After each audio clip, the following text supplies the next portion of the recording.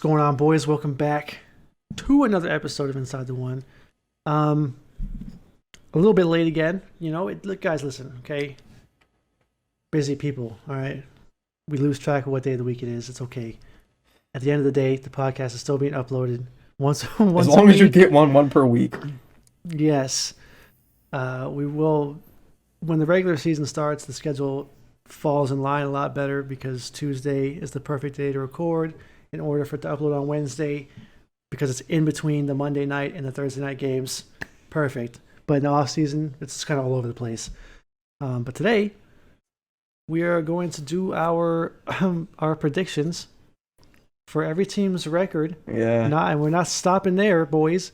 We're then going to take those records, convert it into our playoff bracket. Oh, and we're still not done. We're going all the way through the Super Bowl from the preseason, who's winning the Super Bowl.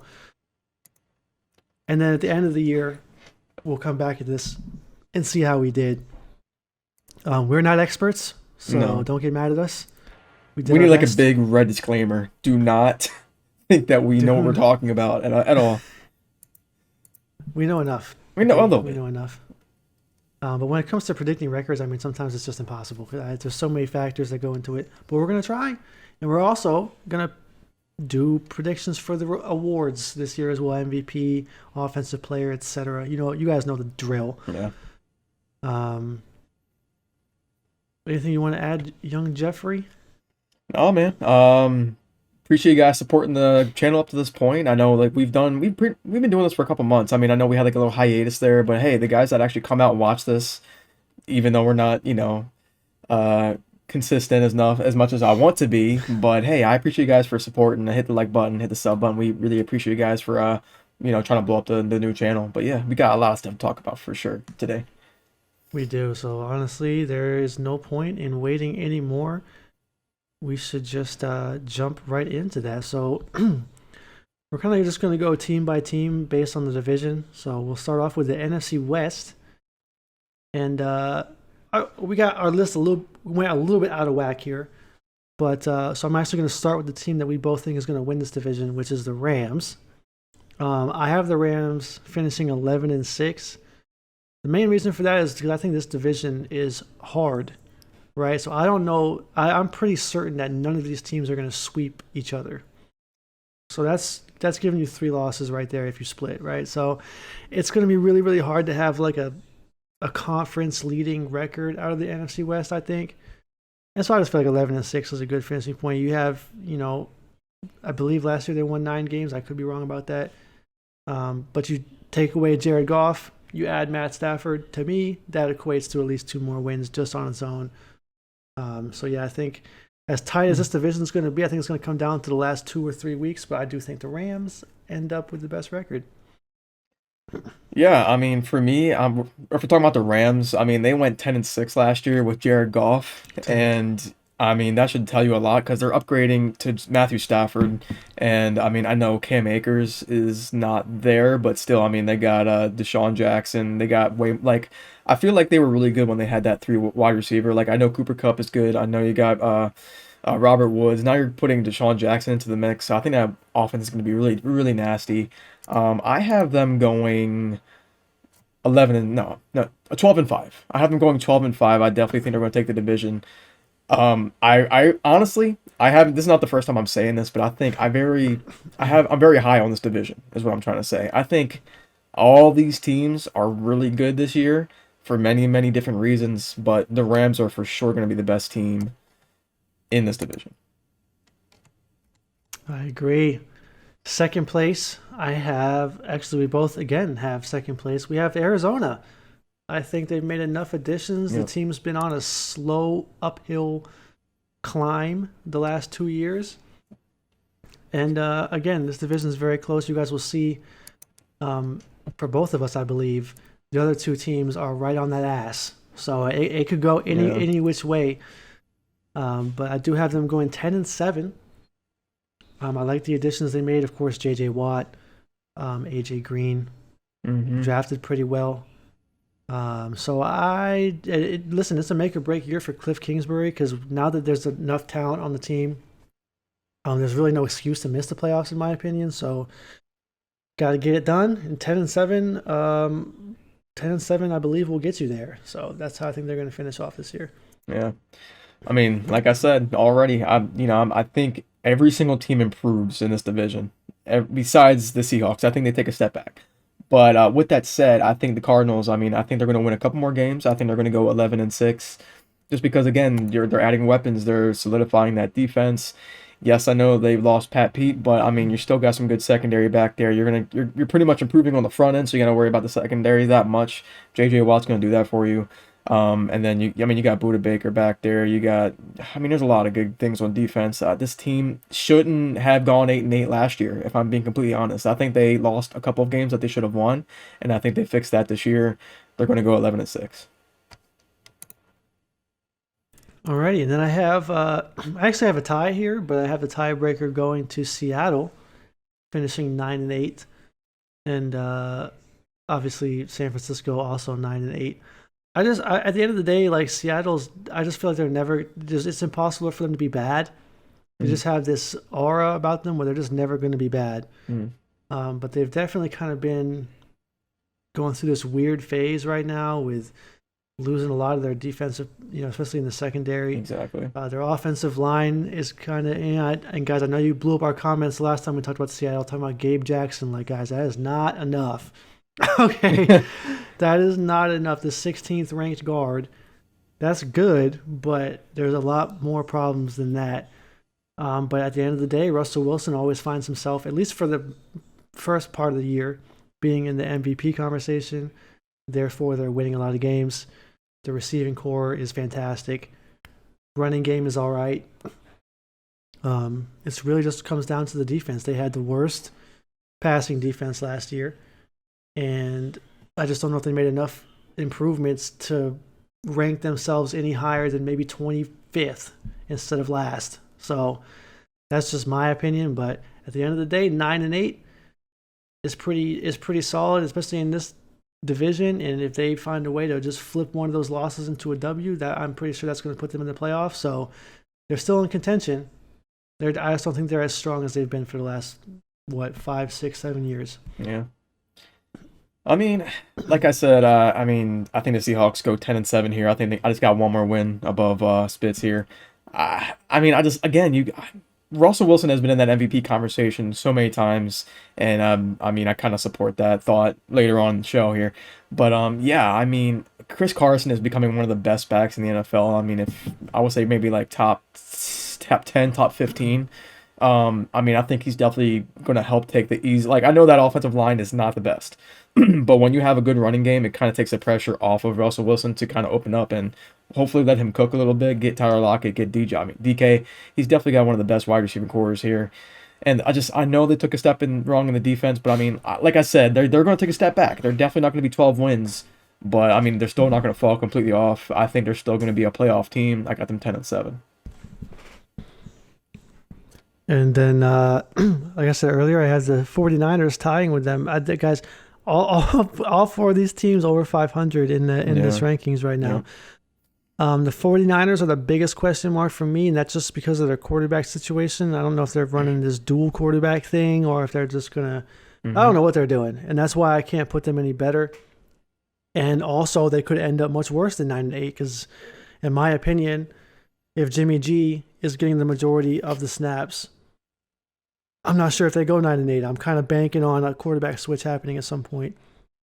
But we all know about their defense and about their run game, so it really just comes down to the quarterback play, and that huge concern is why I have them finishing in last. I'm sure 49er fans are not happy about that, but if Trey Lance is starting, I would probably have your record a little bit better. I'm just saying. Fair enough. I have them tying as well with the Seahawks. I got them 10-7. The fact that you guys went 6-10 with basically your entire roster injured the entire. I'm like, wow, that says a lot about this team and how good the depth is. Now that you have Nick Bosa back, you got, it looks like I think Mostert's back. it seems like a lot of these guys are back starting, and I like what Kyle Shanahan is doing with this two quarterback system. He was kind of messing around with it in the preseason, and I like it a lot. I mean, Jimmy G, I mean, he's your handoff king, but Trey Lance can really open it up, and I just can't imagine what these teams going to do with both of these. It's just like you don't know how you're going to deal with something like that. It's kind of like the whole like, well, we don't have any tape on this guy. We don't know what they're going to do. I think they're going to have a lot of that effect, and they're going to win at least 4 more games from what they did last year, especially now that you have starters and you have a game plan that people might have a hard time figuring it out. So yeah, they tie 10-7 with the Seahawks. All right, and so now we move on to the good old NFC South, and I think first place is pretty. Yeah, this is locked in. Everyone in the world has the same prediction for first place. The Buccaneers. Come on. Let's be honest. Yeah. Best roster, easily. They best kept everybody team, Tom Brady. from last year. Kept everybody. I believe they were 7-5, and after that point, they just couldn't be beat at all. So I have them 15-2. That might be a little bit high, but not as high as Jeff. But it's definitely possible that they end up with the best record in the entire NFL, which is what I have them at. And Brady haters are going to be really sad about that when as this year progresses and they see that Tom Brady's on his way to dominating still at the age of 75 years old. So, yeah, I mean, this Buccaneers team, it's after that 7-5, they've been a totally different team. Tom Brady took ownership of this team and pretty much just made it his. And just because of that, I think they're on a roll. I think Tom Brady is in a really good headspace right now. You don't want to see a cocky Tom Brady, and I feel like he's extremely cocky right now. And just because of that, I think he does a repeat of what happened a long time ago with Randy Moss. They're going undefeated this season, guys. 17-0. It's never been done. Who else is going to do it besides Tom Brady, the GOAT? Guys, it's I'm just saying, they didn't lose a single game after going 7-5? Right? Because he's trying to figure out things with Bruce Arians. The fact that you didn't lose a single game after that, and that's because Bruce Arians, he was like, look, I'm the GOAT, shut up, I got this. And then they haven't won a game, they haven't lost a game. So I think they're going to keep that same mentality. They brought everybody back from that Super Bowl team. They're going to get another one, hopefully, maybe 17-0. 17-0. Why not? Good, true. Good point. Who else is going to do it? Tom Brady, right? Good point. Yeah. Number 2, I have New Orleans. It's my boys. I have them going 10-7. And that's really just because nobody really knows exactly how Jameis Winston's going to play. He played pretty decent in the preseason against Baltimore, against Jacksonville. But what does that even mean, right? That doesn't mean anything. So we have to see what happens in the regular season.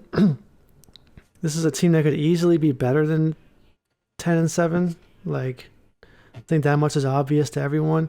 The defense is really good. D-line, linebackers are really good. They just traded for Bradley Roby today. Huge. So now the secondary is actually still good. It's really just comes down to Jameis Winston. And not having Michael Thomas for 6 weeks also sways that a little bit. Because at the end of the day, whether you like Michael Thomas or you hate Michael Thomas, dude's a stud. He's always open. He's always open. And even if he's not, he's going to catch it. So it's definitely a negative for Jameis to not have Michael Thomas out there, if for no other reason than to take the number 1 corner off of Marquez Callaway, if we're being honest with you. Because Marquez Callaway has proven that he's going to torch your number 2. The number 1s, though, we have to wait and see. Right. But, yeah, 10-7, solid second place. Should be a playoff team. It's all you can ask for when you lose a Hall of Fame quarterback. If you're still in the playoffs the next year, you're doing good. Yeah, I mean, Saints fans, I know you watch this because of Spitz. Don't shoot me, man. Listen, hear me out, okay? So, we know Michael Thomas is not going to play for the first 6 weeks. Jameis Winston is a huge question mark. Yeah, he looked really good in preseason, but what's the key word there? Preseason. No one's trying their hardest. No one's going all out. No one's trying to get injured before the regular season starts. I mean, you're putting your backups in for the most part as well. There's just a lot of unknowns here, and you're going from Drew Brees, which is probably the most accurate quarterback in NFL history. That's very hard to replace, especially when, like, we don't know. We're about to find out very quickly who, if Michael Thomas can be Michael Thomas without Drew Brees. You know what I'm saying? Like, yeah, he's always open. He has hands, sure, but like, can he do it with Jameis Winston? And Jameis Winston, I think he's a little bit more disciplined. I've talked about that. I think he wanted to throw it way downfield in some of these games, and he's taking the dump offs, which this is brand. I think that's brand new. I think, the devil and the angel on your shoulder. I do like it. I just don't know. I don't know. I need to see it. And Callaway, I've seen him torch. Like, again, we've seen him do a couple things, but we need to see it against starters. People actually trying to go all out and go to a Super Bowl, hopefully playoffs. I just need to see it. There's a lot of unknowns here. I think they go 9-8. Still over 500. Yeah. Way over 500. It's one game over 500, but yeah. Carolina, 7-10. That's it. 7-10. Feel like their offense is really good. Question mark Sam Darnold. Defense is solid. I see them getting swept out by the Buccaneers and the Saints. That's 4 losses right there. Schedule's not super easy. And again, we don't know what we're getting from Sam Darnold, so I literally can't put them high. I feel like I'm being generous with 7, to be honest. Can't put him any higher, though. A healthy Christian McCaffrey helps as well. But yeah, trending in the right direction for sure, especially if Sam Darnold is good or if they pounce on Deshaun Watson. One of those two. I'm assuming that would be heading into next season, but for now, 7-10. I feel like Panthers fans can't be mad about that. They're trending upwards. Yeah. Yeah, I mean, I got them 7-10 as well. I mean, this team is getting better. I mean, this team is getting some weapons and through the draft. I mean, J.C. Horn looks like an absolute dog. I mean, you got CMC. I like how you took TMJ from the Saints. That was funny. But I mean, it seems like they're just loading up on offense, and it's getting dangerous. As long as the question mark is like, is Sam Darnold going to be the Jets? Sam Darnold, like, are we going to see that guy, or are we going to see someone totally different? Is he going to start slinging the ball to DJ Moore, Robbie Anderson, Terrence Marshall Jr.? Like, we don't know who this guy might be, especially when you have CMC in your backfield. And then, I mean, they have some good secondary pieces as well. So 7-10, it seems like a good mark. I can't see them having any better record than the Saints. So definitely, got to be third place here, 7-10. Then we have the good old Falcons and dead ass last. Guys, that's just because. Listen, the offense is fine. Obviously, losing Julio sucks, but Kyle Pitts, Calvin Ridley is good enough. But I don't know, 6-11. I don't like their defense. I really don't. And obviously, they have a new coach, so that's good. You don't have to worry about Dan Quinn fumbling the bag anymore. And that's the thing about the Falcons is they probably would have went 9-7 last year if they didn't blow every single lead they had in the fourth quarter. Yeah, for real.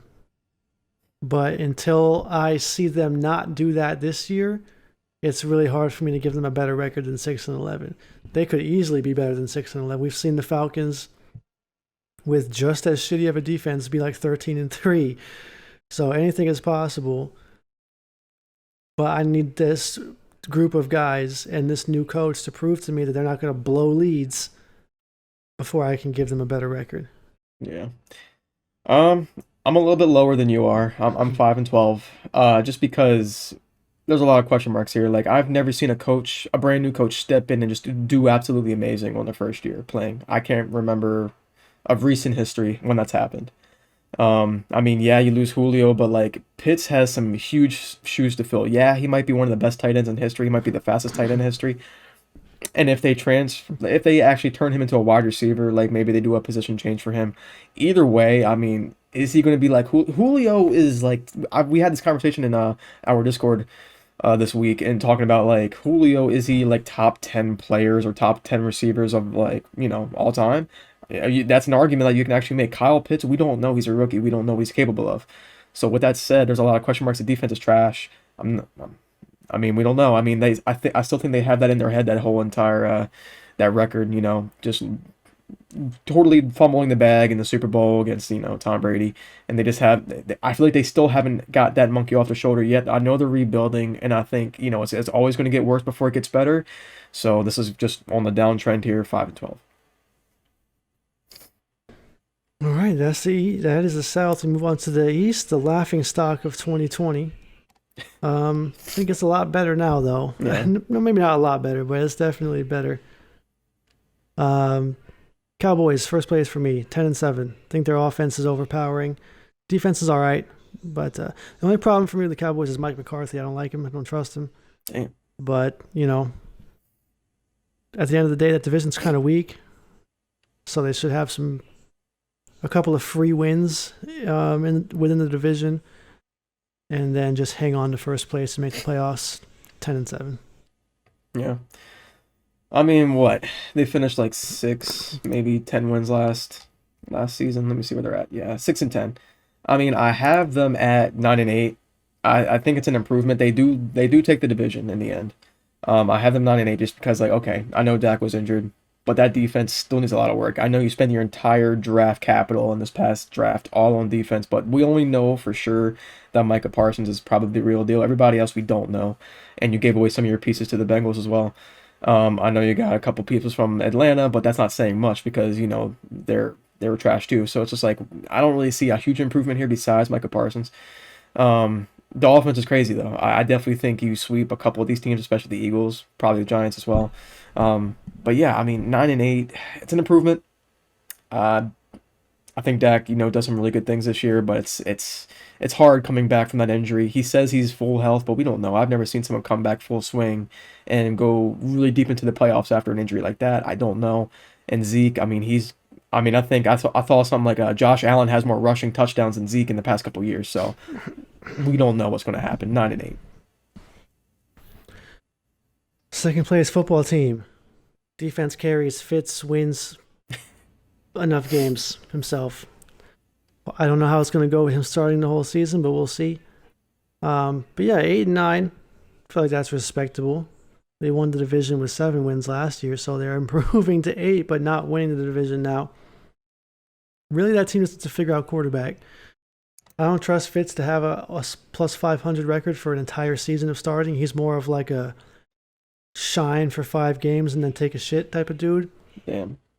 And that's okay, but you got to have a backup, and I don't know if Heineke's that guy, and I kind of wish they would bring in Cam Newton, but I don't think they will.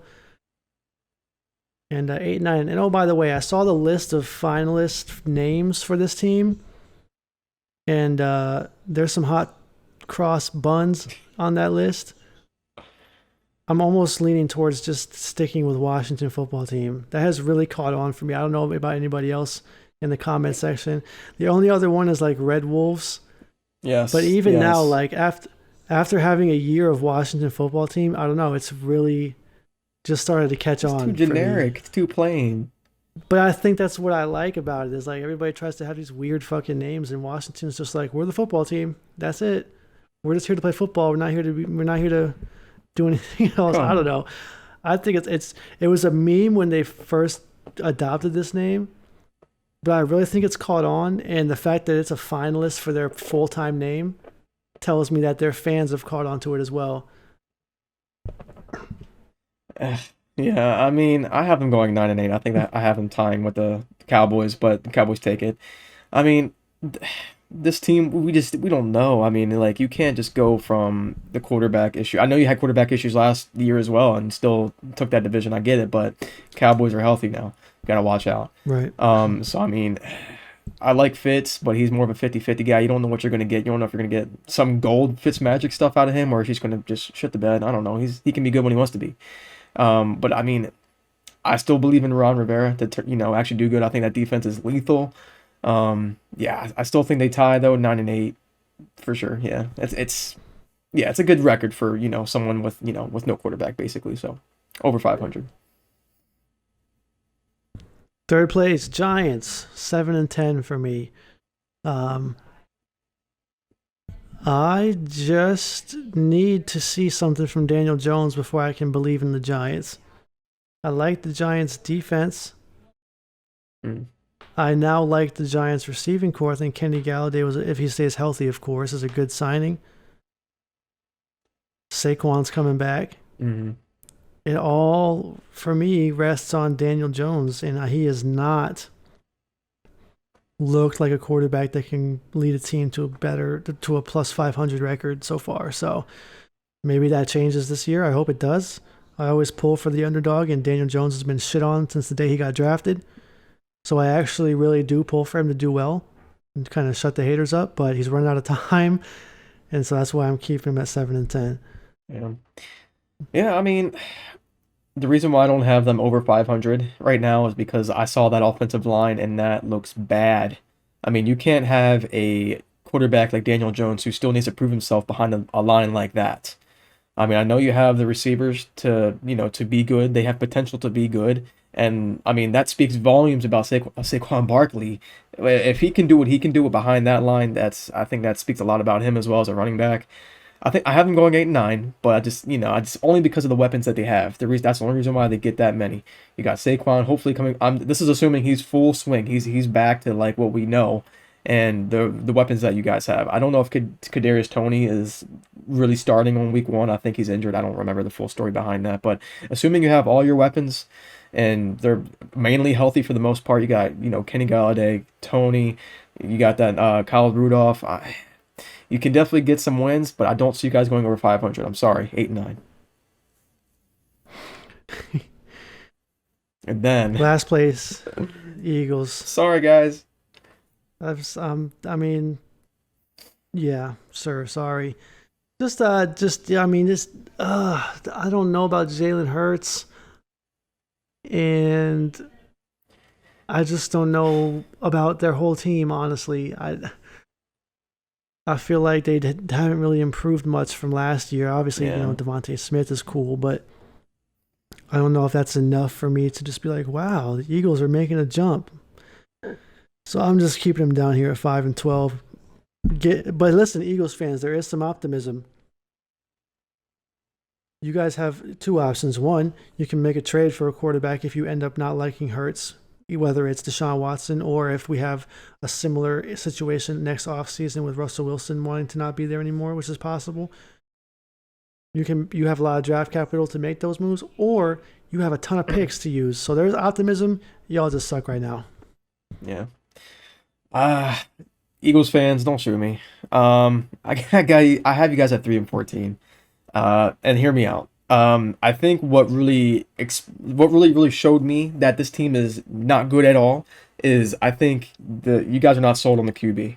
You guys are bringing in Minshew, Joe Flacco. I mean, like that just shows me that you guys are not sold on this quarterback. You guys know he's not the real deal, and you have backup quarterbacks just to see like what might happen. There's no reason why you have okay, Minshew and Flacco, they're high end backups. You don't have guys like that unless you know your starter's ass. I'm just sorry. You don't have you don't see Mahomes calling up Minshew to back him up. No. I'm just saying, like, you don't do that unless you don't know about your quarterback. And then I mean you saw the look on Devonta Smith's face when he got drafted there. He's like, great, I'm here. This team, I don't know. I think you're a couple years away from being good again. Like I said, make a move in the offseason, maybe get a quarterback. Got plenty of draft capital. I don't see I think it's almost like you guys are rebuilding. It's almost like what I'm seeing. You guys are getting rid of your good players. Guys are getting old. That line's getting old. It's falling apart, guys. Got to fix it quick. 3-14. That's pretty ass. Sorry, guys. NFC North. First, this division, the winner of this division is easy. Packers, easy, 12-5. Doesn't matter what's going on with Aaron Rodgers, Devontae Adams, whatever. It doesn't matter. The rest of the division is not good right now. So the Packers just kind of walk straight into the playoffs no matter what. Yeah. But I'm going to give them 12-5. Yeah, I mean, this almost seems like the AFC East situation with the Patriots for the longest time. Like, your division's so bad that you're pretty much guaranteed a playoff appearance every single year. I think the Packers have that yet again this year. I have them 11-6. I think they take a step back just because they are missing some offensive line pieces. I think your best offensive line right now is like Elgton, something like that. You lose another guy. You lost Brian Bulaga and then another guy. So it's just like what's happening here? But I do like how you're bringing some guys back. Randall Cobb. It seems like you're trying to satisfy Aaron Rodgers. I think he's just the reason why guys go 11-6 is because A, your division's ass. B, he's just trying to show out for the next team that takes him. Wink, wink, the Broncos. But yeah, I think they take 11-6. I think they take a minor step back, but still a playoff team. 11-6. All right, second place. I actually have a tie here, but I gave the edge to the Vikings. Ooh. Honestly, guys, the rest of this division is just so underwhelming compared to the Packers. Yeah. Kirk Cousins is just. I mean, Kirk Cousins is like the definition of 8 and 9. Damn. Like he's decent, but like it's just never gonna get over that. He's never gonna get you over the hump. His peak was beating the Saints in the playoffs a couple years ago. That was like the maximum you're gonna get from Kirk Cousins. I know you guys drafted Kellen Mond. I don't really know if that's gonna be the answer for the future either. But the Vikings, their front seven is pretty good. You obviously have Dalvin Cook. You have really good receivers right now. I just feel like Kirk Cousins holds you back a little bit. If you had like a real gunslinger back there with Justin Jefferson and Thielen and all these dudes, I feel like the Vikings would actually really be pretty good. But Kirk Cousins just gives me no reason to give them a good record. That doesn't make sense. Yeah. I mean, I'm one win higher than you. I got them 9-8, just because I feel like they're stuck in this whole mentality of like where this is. I don't know what they're. I don't know if it's Kirk Cousins or it's just like, okay, Pat Pete leaves, Diggs leaves. It's almost like you lose one important piece every single season, and I just don't know what's going on over there. I don't know if it's the office or what. They added Pat Pete. I think you got to. I'm sorry, guys. You guys got Pat Pete. Yeah. So it's like it's but almost. I see what you're saying. You know what I'm saying though. Like you guys are losing pieces, and I just don't get it. You guys got bailed out getting Justin Jefferson, so I mean, I think you guys go over 500 by just by a little bit, just because Kirk Cousins. I don't think he's just. I don't know. I think Diggs made that play, not Kirk. I think Diggs was just a better receiver and making him look good. But this is. I guess this is your peak. This is your ceiling for Cousins as well. 9-8. Are you talking about the miracle thing? Yep. So that wasn't even Kirk Cousins. That was Case Keenum. Oh, Jesus. Well, there you go. Kirk Cousins just got bailed out by Drew Brees being old. There you go. A couple seasons ago. So Yeah. just, again, like you're better when you're with Case Keenum. That should tell you a lot, Vikings. Yeah. Man, Case Keenum. That was a weird season. I don't know why they played so well with Case Keenum. Their defense was really fucking good though that year. That's true. Speaking of good defense, normally we have the Bears next. Which I also have at 8 and 9. And guys, that is heavily predicated on me believing that Justin Fields is going to come in. Andy Dalton is not trash. Okay. I just feel like the rest of the Bears roster is going to get a bump once because Justin Fields has this swagger. He brings the crowd's going to go fucking nuts when Justin Fields comes in. You know what I mean? Like it's just going to bring this whole vibe to the team. Kind of like when this is a totally different type of player, obviously, but like when Nick Foles came in for the Eagles, and it was almost like, oh my, thank God Carson Wentz isn't playing. Like the rest of the team was like, oh, Carson's out, thank God. Now we can actually, and they started playing better, right? Similar vibe. You could see it in the preseason. Andy Dalton would be on the field, and the fans would just be chanting Justin Fields' name. Kind of disrespectful, but also I get it. You drafted the guy you wanted to play. Will he play? Will he start at some point this year? I don't know. I actually think probably not, but I'm hoping he does, and that's why I'm giving you guys the 8 and 9, because if he does, you might be like 4 and 7. He'll come in and give you a little 4 and 2 spurt to end the year, something like that. But if Andy Dalton starts the whole year, it'll probably be closer to Jeff's guess. Yeah. So with that said, I'm going the other way. I'm assuming that Andy Dalton's going to actually play longer than we think he will be. I think he's going to play at least a good maybe 10 or 11 games. I think they're taking the route where Fields is he's your new franchise quarterback. Let him sit, let him learn behind the vet like Andy Dalton. Good things happen to those who wait, guys. I promise. But for this season, I guys 5-12. I'm sorry, 5-12. Only because you lost more pieces. I mean, Kyle Fuller. Yeah, I think he's gone. I just yeah, guys, I don't know. I mean, hey, if Fields comes in earlier and was like just Dalton stinks it up the first couple of weeks, yeah, you guys will probably get closer to his record. But mine's assuming that Dalton starts for the most of the part of the season, 5-12. I'm sorry, it'll get better. I promise, guys. Yeah, I could see that being the reason why I agree with that if Dalton starts is like there's a lot there's a lot of players in the Bears that are just down bad mentally right now in terms of just like their situation. Like for example, Allen Robinson. Um, I know Akeem Hicks kind of changed his stance. He wants to stay there now, but there was a while where he was kind of on the fence. You've been hearing some stuff about maybe the Bears moving on from Khalil Mack. There's a lot of down badness right now in Chicago. Yeah. And I think just like Andy Dalton being there doesn't Doesn't really help hype that anybody. he's getting booed It off the doesn't field hype. during preseason either. Like Right. like nobody wants him there. So it's like that's gonna get Like in your head. Not to mention Allen this is like his Robinson, third new team in like 3 years. exactly. Allen Robinson is not going to be excited to change his mind about leaving the Bears for Hmm. Andy Dalton, Yeah. right? So it's like I absolutely agree that if he start, it's not that Andy Dalton is bad. It's just that I think the Bears are going to be down It's a bad if morale Andy Dalton thing. is the Yeah. starter. Exactly. So we'll just wait and see. Um, really like Justin Fields. Really like what I saw in the preseason from Justin Fields, though. Really impressed. That whole thing about him making his decisions too slow, didn't see it. Um, and then we had the Lions. I got my 4-13. Guys, roster's just bad, dude. I mean, there's just no way around it. You got an absolute blessing in the draft with Penei Sewell falling all the way down there. So that's dope. You're going to have picks in the future to build on. Hopefully, maybe you can get one of these quarterbacks because I don't think Goff is going to be the answer for you guys. But I mean, damn. What is going on with the receiving room? Like, what actually is going on? We got Quintez Cephas and Amon-Ra St. Brown. And these guys might be good, but they're not good. And then you have, DeAndre Swift is really good. The defense, I don't know, man.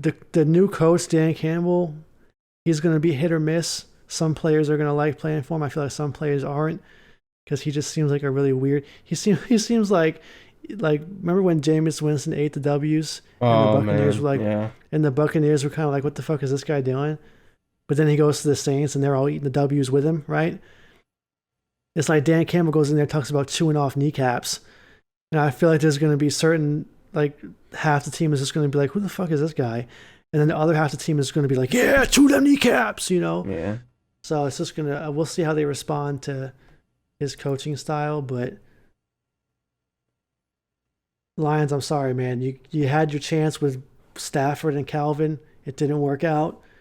And it looks like you're going back to the shitter for a little while, unfortunately. Damn. Yeah, I mean, the Lions. I'm sorry, guys. I have you at 3-14. Hear me out. I mean, it's. I don't see much on this roster. I mean, you guys give away the only talent that you really had left: Matthew Stafford, Kenny Galladay. I mean, there wasn't really much there to begin with, and you got rid of. It kind of started a while ago. It's like this kind of started when you guys gave away. He's on the Eagles now, Darius Slay. That's kind of when it started for me. I'm like, what's happening? What's going on? And I'm looking at the depth chart right now. I mean, what? Trey Flowers, Jamie Collins, Michael Brockers. I mean, you have some guys here. This roster is not the worst in the world, but there's also not a lot of talent here either. Jeff Okuda has still yet to prove himself after being picked number 3 last year or 2 years ago now. And the offense just besides DeAndre Swift and TJ Hawkinson, I don't know. The line's decent. You get but Panay was a huge draft. I cannot believe he fell all the way to you guys. Congratulations. But there's still a lot to be done here. Jared Goff. I mean, I don't even know if he's the same guy that we saw a couple years ago. And then the wide receivers just you guys had a good guy and you didn't want to pay him. So you guys really think Amon-Ra St. Brown is your guy, and then I think Brashad Perryman got let go. I like Frank Ragnow, and it's just there's a couple good pieces on both sides of the ball, but it's not enough to compete with guys like the Packers. or maybe even the Vikings. I mean, I just don't see it. I think you guys are a couple years away from being competitive in this division again. I don't know. I don't know. It seems like you're in a big rebuild stage right now. Got to get it together, guys. 3-14. Damn. AFC time. Let's go over to the AFC South. We have the Tennessee Titans with their new boy Julio Jones. Oh yeah. And I have them improving their record by 1 dub. I have them going 12-5. Mainly, guys, the AFC is just a really pretty strong conference in general. And so, you're going to lose eventually. But really like the Titans, man. I'm a little bit unsure about their defense. Like Janoris Jenkins being on the field scares me because he's getting older and slower. But just the offensive potential, though, have a really solid O-line. Of course, you have the best running back in the NFL.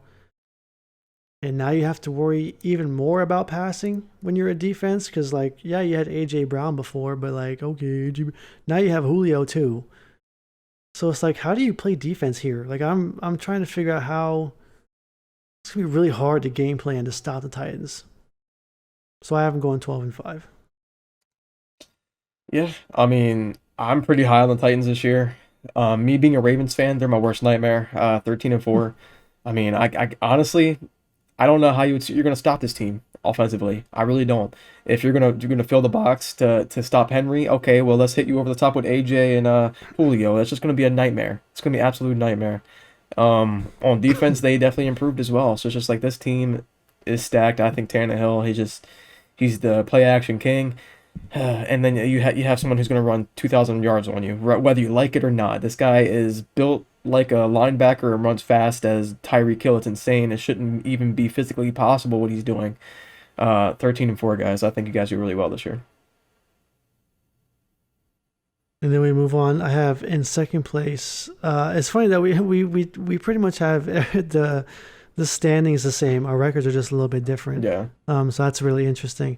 But we have the Colts in second. I go up 10-7.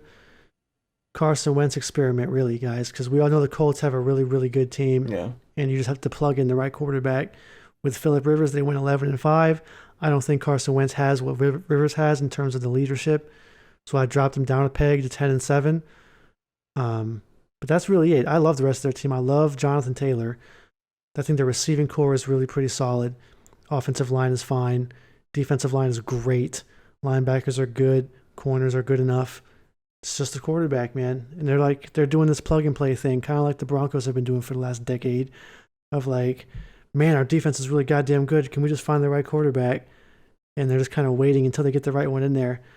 And I'm not sure Carson Wentz. It's really interesting, Carson Wentz. I'm very interested to see how he does with a new start. He got his old coach back, Frank Reich, or coordinator, whatever.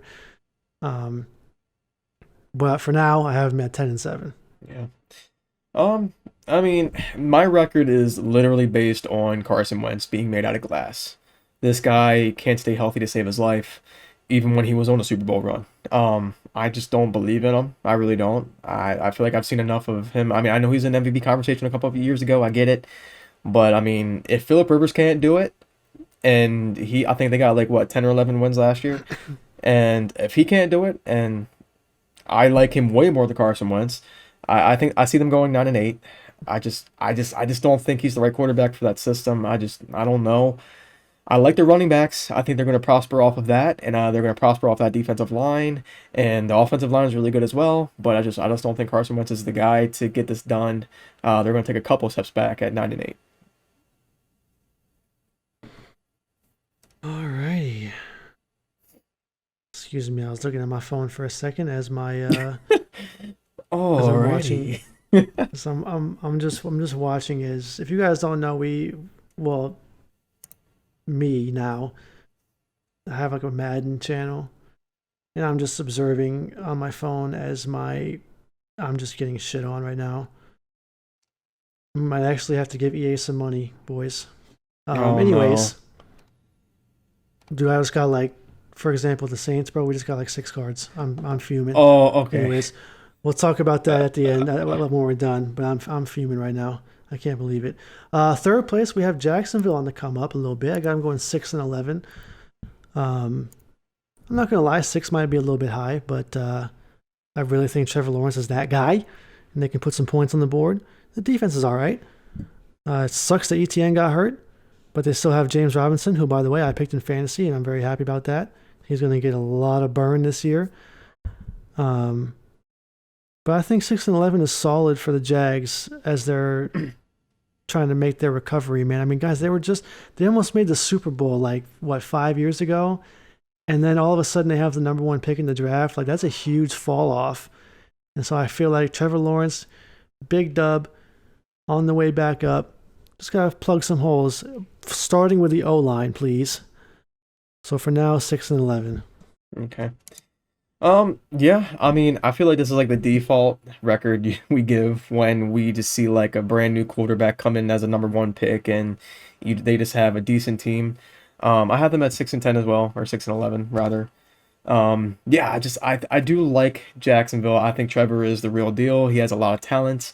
I like the coach. I mean, your receivers, they're good. I do like Chenault. I do like Chark. It's just the offensive line scares the hell out of me. That's one reason why it's like holding you back. If you get that man some offensive line, you're going to win a lot of games. And the defense, you got to fix it. I know you were going for a full rebuild, but Ramsey, when you had Ramsey, Calais Campbell, AJ Bouye, them boys, honestly, Miles Jack is the only guy that's left from that team. And you just need to build it back up. I mean, you're on the way up. I mean, it's just, you're 6-11 right now for me. It's going to get better, guys, but offensive line should be your main priority, then fix that defense. So 6-11. Somebody got to tell me why Mitchell Schwartz is still a free agent. I got to be honest. I'm really Maybe confused. he's asked. Maybe it's just his injury or whatever. It could be. I don't know. Either that or maybe he's just like not 100% and he's going to sign later in the year maybe. I don't know. I just see teams like Jacksonville and I'm just like, why haven't you been on the phone? But, okay, last place, super quick. Houston Texans. Team is terrible. Roster sucks. 2-15. Y'all trading everybody. Thanks for Bradley Roby, by the way. The details still haven't come out about that trade, but I'm sure it's just a 6th-round pick or some BS like that. And then, 2-15. Terrible. Deshaun Watson's not going to play. The only player on your team with any relevance whatsoever is Justin Reed. And that's it. Sorry to be blunt, but your team sucks, and that's okay. Top draft picks are good. There's good quarterbacks coming out this year. Unless you guys believe in Davis Mills, which would be weird. I think Tyrod Taylor gets you a couple W's because he's not bad. But the rest of the team is just, I mean, y'all are down bad, dude. And I'm so sorry that happened to you guys. Houston Texans fans didn't deserve this, man. Bill O'Brien started this, and the ownership has now continued it. And hopefully it gets better for you guys. Yeah, I mean, there's not much to talk about here. I mean, nobody wants to play here. It really seems, I mean, Watson is going to sit out even though he's a part of the team. That should tell you a lot about this team. I think Spitz already said it. Justin Reed, he's like literally the only significant person. You guys gave away the Bradley Roby today. One more. There's one more. Brandon Cooks is still there. Brandon Cooks, okay, sorry. So you have 2 good players right now on your roster. I think Larry Tunzel, I think he's either on IR or something going on COVID. I don't know, something like that. But either way, this team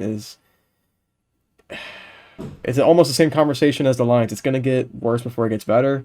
Hey, tank it, get that 1st round pick, 1st overall, and see what you can do. There's a lot of good quarterbacks coming out. Hopefully you guys get something good there. But right now, 1-16. I'm sorry, 1-16. You can't have a 17-0 team and then not have a 1-16 team. At least I give you a win, okay? But yeah, that's just, I think you take the Jags once, and that's going to be it. So, sorry, guys. Damn. AFC East, first place, Bills. Josh Allen looks incredible. Bills' offense looks unstoppable. Bills' defense is pretty solid as well. Not a whole lot to say, to be honest with you. I have 12-5. I mean, that's it. I don't really, like, what else do I need to say? They look so good right now. Yeah, I mean, the Bills, he's definitely going to either be in the MVP conversation this year. He's looking absolutely disgusting, making throws that I don't think anybody's ever seen before. His arm strength is ridiculous. I mean, this team, Hmm. they've only improved. You got Emmanuel Sanders now.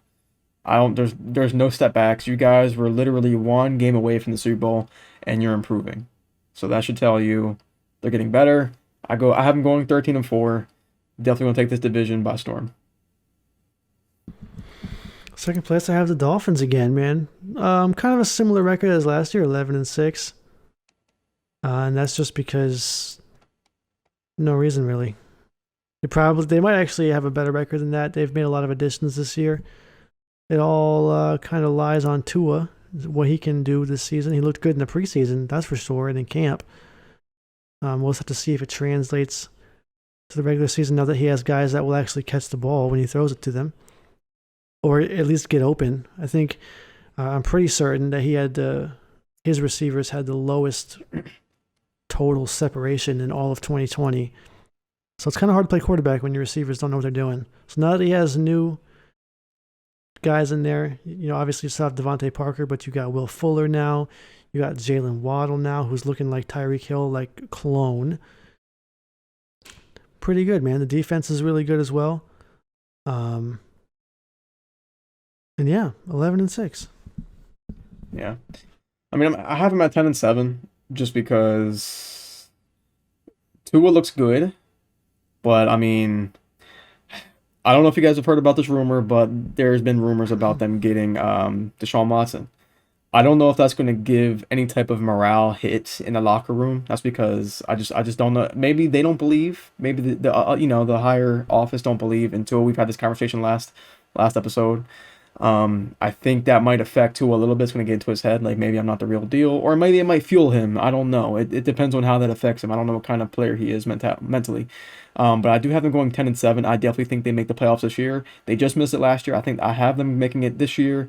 Defense is still good. You guys locked in Xavier, so it's like good job there. But yeah, this team is legit. It wasn't just a one hit wonder. I think Tua is the real deal, but it's just a matter of how he takes this Deshaun Watson thing in his head. I don't know if it's going to affect him at all. I just 10-7 is it's a good record for what the Dolphins can do.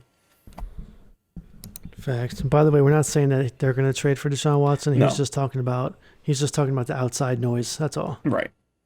We both agree that that's not a move that they should make.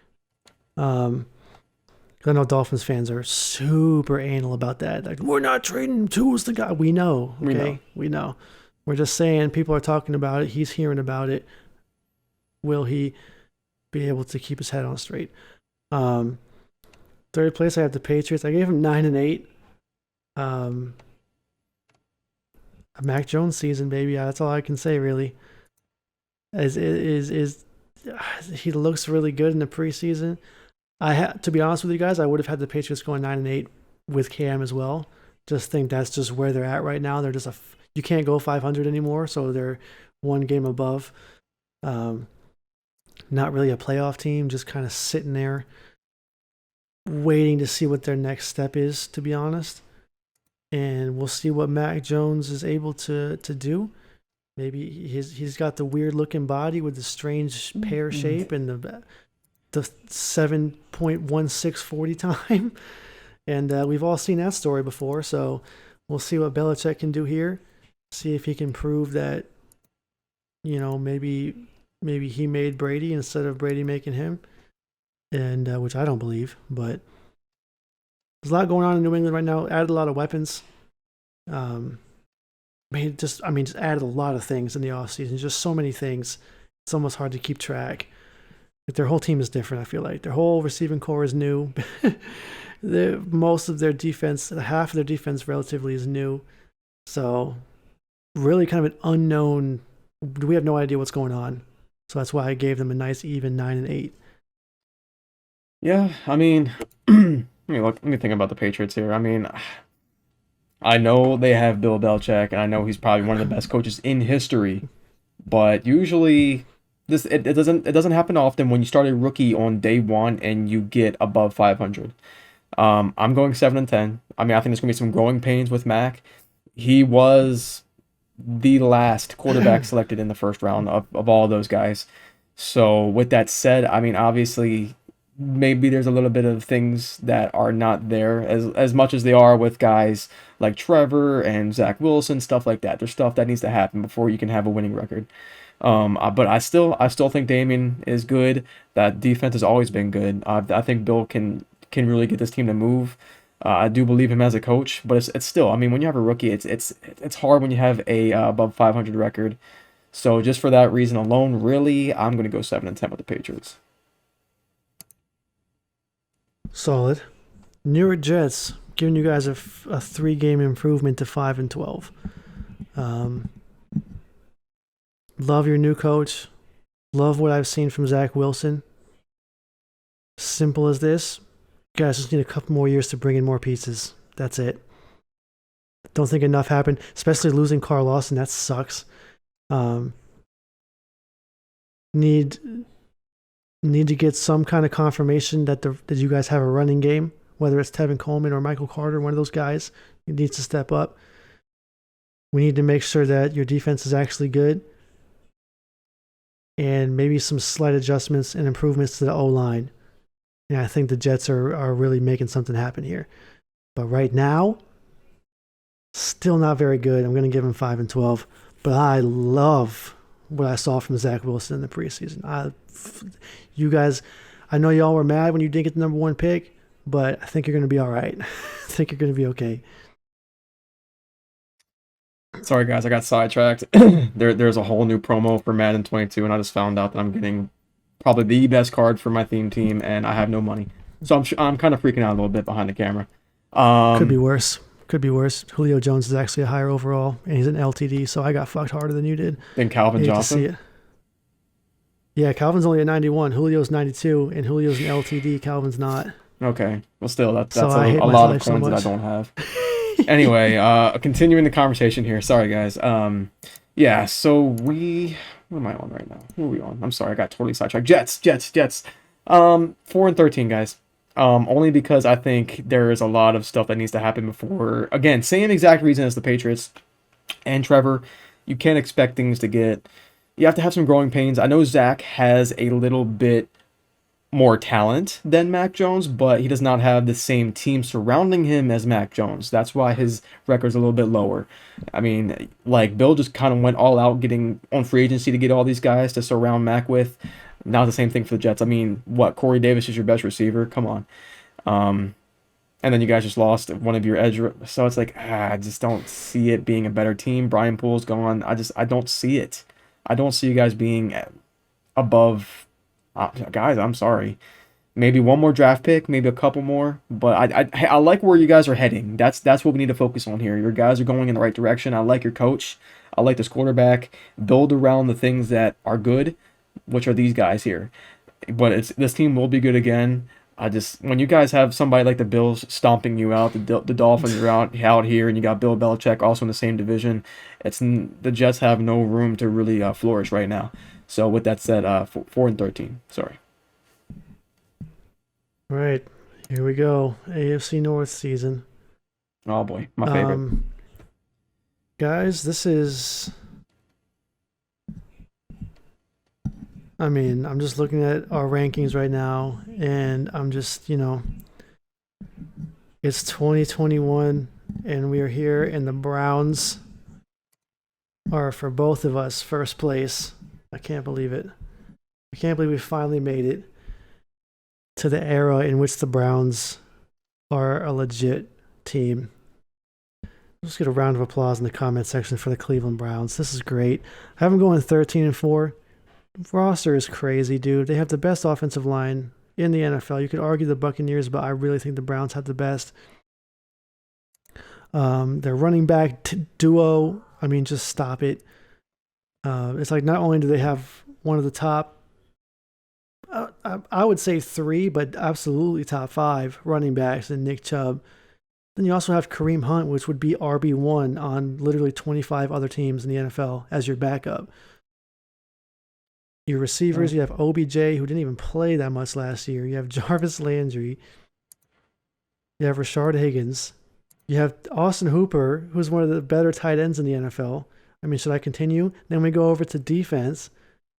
Your defensive line is great. Myles Garrett is probably the best, like, edge rushing D line, because Aaron Donald has moved to the inside, and TJ Watt is technically more of a linebacker.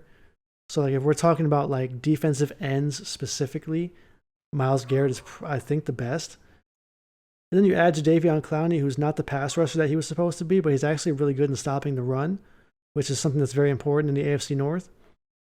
Your linebackers are really good. You just added Jock. Your secondary is crazy. You drafted Greg Newsome. You signed John Johnson III, who was a top 5 safety last year. Grant Delpit didn't play at all. He was a first-round pick. He's coming back. I mean, this team is gross. And what happens with this team? No pressure, Baker Mayfield, but it all falls on him because everything else is there. The coach even is great. Everything is perfect in Cleveland. They cannot possibly build their roster any better than they have. The only question mark is Baker Mayfield a championship quarterback? We'll find out. But I have him going 13-4. Man, I probably couldn't have said it any better myself. So I'm not gonna. I might. No, seriously, no. The Browns are the real deal. As much as it pains me as a Ravens fan to say that the Browns are the real deal and they're gonna take the division from us, we got it. We just gotta face the music, guys. This is 2021. We're not in. This is a whole new era. Okay, boys. Let's just strap in. And we're going to have to fight the Browns to even win the division. It's not the Steelers anymore. They're not the ones that we've got to worry about anymore. It's the Browns, which says a lot because the Steelers have just been the guy to take down this entire... For honestly, as long as the Ravens have been alive since 1996. Yeah, the Browns are now the new target. We have to take them down if we have any chance to get even a division title. This team has... it's almost a perfect team. It's almost the dream team that you can. It's almost like a Madden Ultimate team. It's disgusting. The best offensive line, the best running back duo. Secondary's nasty. You got Jadeveon Clowney, Myles Garrett, linebackers. You got to steal with Jock. I really the coach got coach of the year last year. I really don't know what else to say besides Baker Mayfield. He's your best guy that you've gotten, period. I'm not saying Baker Mayfield's bad. He's definitely the best quarterback that you guys have gotten probably in decades. I'm not even playing. Oh, absolutely. 100%. So with that said, is he the guy that actually gets you to the Super Bowl or the playoffs? He's definitely going to get you to the playoffs. I have him at 14-3, by the way. It's just a matter of can you get past the Chiefs? That's the main question for me. I know you guys. It's disgusting. This team has so much depth. And the stars are amazing. As long as OBJ can play at his full potential and be healthy and the rest of his team clicks and Baker Mayfield wakes up feeling dangerous, this team will be dangerous. 14-3, guys. You guys are going to take the division, unfortunately, for me. Unfortunately. Let's go, Baker. Second place, I got the Ravens 11-6. I don't know, kind of similar to how they finished last year. They didn't do a whole lot. Of course, they drafted Rashad Bateman, signed Sammy Watkins. Then they lost some guys on defense, on the defensive line. Then they added a little bit to the defensive line with, oh my God, who did they sign, dude? Which one? On the defensive line. Justin Houston. Yes, Justin Houston. Holy shit. We signed a couple guys. Yeah, but he was the big one. He was like there we go, type of guy. So yeah, they lost D-line. They replaced those guys with the same type of guys. The secondary is pretty much the same. They added a couple wide receivers. Bateman's out for a little while. So ultimately, I just think they end up 11-6, the same kind of record they had last year. And then when it comes playoff time, hopefully they're fully healthy, and we'll see what happens. Yeah. So my boys, I got you guys at 11-6 as well. Just for a couple of reasons. I don't think we take a step forward or take a step back. I think we just kind of did like a little side shift. Like we lost some guys, but we kind of put them right back where we lost them. Like, hey, you lose Judon, plug in Houston. Yeah, I mean, you lose Willie Snead, you plug in Watkins. So it's just like I really don't see any elevation here as far as skill level or talent. Hey guys, as much as I want Bateman to be the real deal, we won't see that until probably midseason. But yeah, I know we're dying for a wide receiver. We're one big wide receiver away from probably the big one. But it didn't happen. As much as we tried to in this offseason, it didn't happen. We wanted Juju. We wanted a couple of guys. Kenny Galladay. I know it just didn't happen, guys. So for now, I'm just gonna have to sit right where we're at, take a sidestep, 11-6. We're gonna be second in the division, which is still not bad considering we did, just a couple of lost talents. But hey, we'll be all right. Okay, third place, one game behind Baltimore. This could go either way, but I have the Steelers finishing in third. I don't know. I'm just not a big fan of their roster compared to Baltimore. That's why. I think Big Ben has a lot to prove this season because I think people are starting to think that he is washed. And so we'll see if he's able to prove those people wrong. Yes, he threw for 500 and some yards in the playoff game, but he didn't have a choice really. They've improved the running game, which is good for him. Najee Harris is a certified stud. Offensive line is they just kind of did some shifting. They just replaced some of their older guys. Nothing drastic. Of course, we all know the Steelers have a great defensive line. Great defense. Well, great defensive line. Okay, secondary. We know their receiving core is really pretty good, especially if they don't drop the ball. So yeah, I mean it's just a good team. I don't think they're going to have that same 11-0 start this year because they have one of the hardest schedules in the NFL. And knowing that information is kind of why I have them at 10-7 because their schedule is just fucking hard. If the Steelers win this division with their schedule, I would be thoroughly impressed and they would be a serious threat in the playoffs. I just don't know if that's going to happen. I don't have any hatred towards Ben Roethlisberger like Jeff might have, so I actually would love to see him prove the haters wrong, just like I wanted to see Drew Brees prove people wrong, and Tom Brady and all these old guys. Let the old guys prove the haters wrong. The only dislike I have on the Steelers is Juju. I just don't like him that much as a person, and I feel like he is dragging my boy Chase Claypool down to the depths with him, and I don't like that. So he needs to stop. But other than that, 10-7, fighting for a playoff spot. I think that's a good season for Pittsburgh. Yeah, I mean, we all know how I feel about Pittsburgh. Just kidding. There's no bad blood at this point. Like I think we've no, you're kidding. You swept us last year. I'm trying to be unbiased as possible here. I think you guys know I'm 9-8, just because you guys did take a step back here. Just mainly in the defense area. I mean, you guys lost Bud Dupree, lost a couple of your secondary corner guys, Mike Hilton, and I think one of your guys is trying to leave right now, so that might be a morale hit there. I don't know what's happening in the locker room. I just don't know if Mike is losing. I mean, it seems like these wide receivers are just not really about playing football. It's more of like they're more worried about what life they have as a backup. Like, hey, maybe I can make a social media presence and just have that in my back pocket just in case this doesn't work out. They need to be all in on this football team, and just that should be your only focus. It shouldn't be about damn TikTok. So I don't know if that's a morale problem that could hurt them. You guys lost Mike Pouncey, so I just don't know. I don't think you guys take a step forward, and especially with I think you guys have if not the hardest schedule, second hardest schedule. So with that said, I don't think you guys have a Mickey Mouse playoff appearance. Is gonna have to work at it this time. So I say you guys go 9-8. And plus, we don't know what Najee Harris can do. I heard he's a workhorse, but we don't really know. He's a rookie. Damn, Mickey Mouse playoff appearance. Sorry. Damn. Last place, as per usual, the Bengals, but they're on the come up. I gave them 6-11. The whole AFC North has a pretty rough schedule. Bengals are very young. Joe Burrow is honestly unproven at this point because he didn't get to play very much last year. Jamar Chase has a lot to prove because he's dropping everything in the preseason, which is not good. He needs to, hopefully he can, fix that problem, because that would really suck if he doesn't. They don't want another John Ross thing over there. Because when they picked John Ross, they could have had Mahomes, right? And then if you picked Jamar Chase, you could have had Sewell, right? So there's a lot hinging on Jamar Chase figuring it out, which I think he will, but you just never know. It's that mentality. Sometimes it's a mentality thing where like, oh gosh, I keep dropping passes, I can't drop the next one, and then that makes you drop the next one. So I don't think it's going to happen, but it's possible.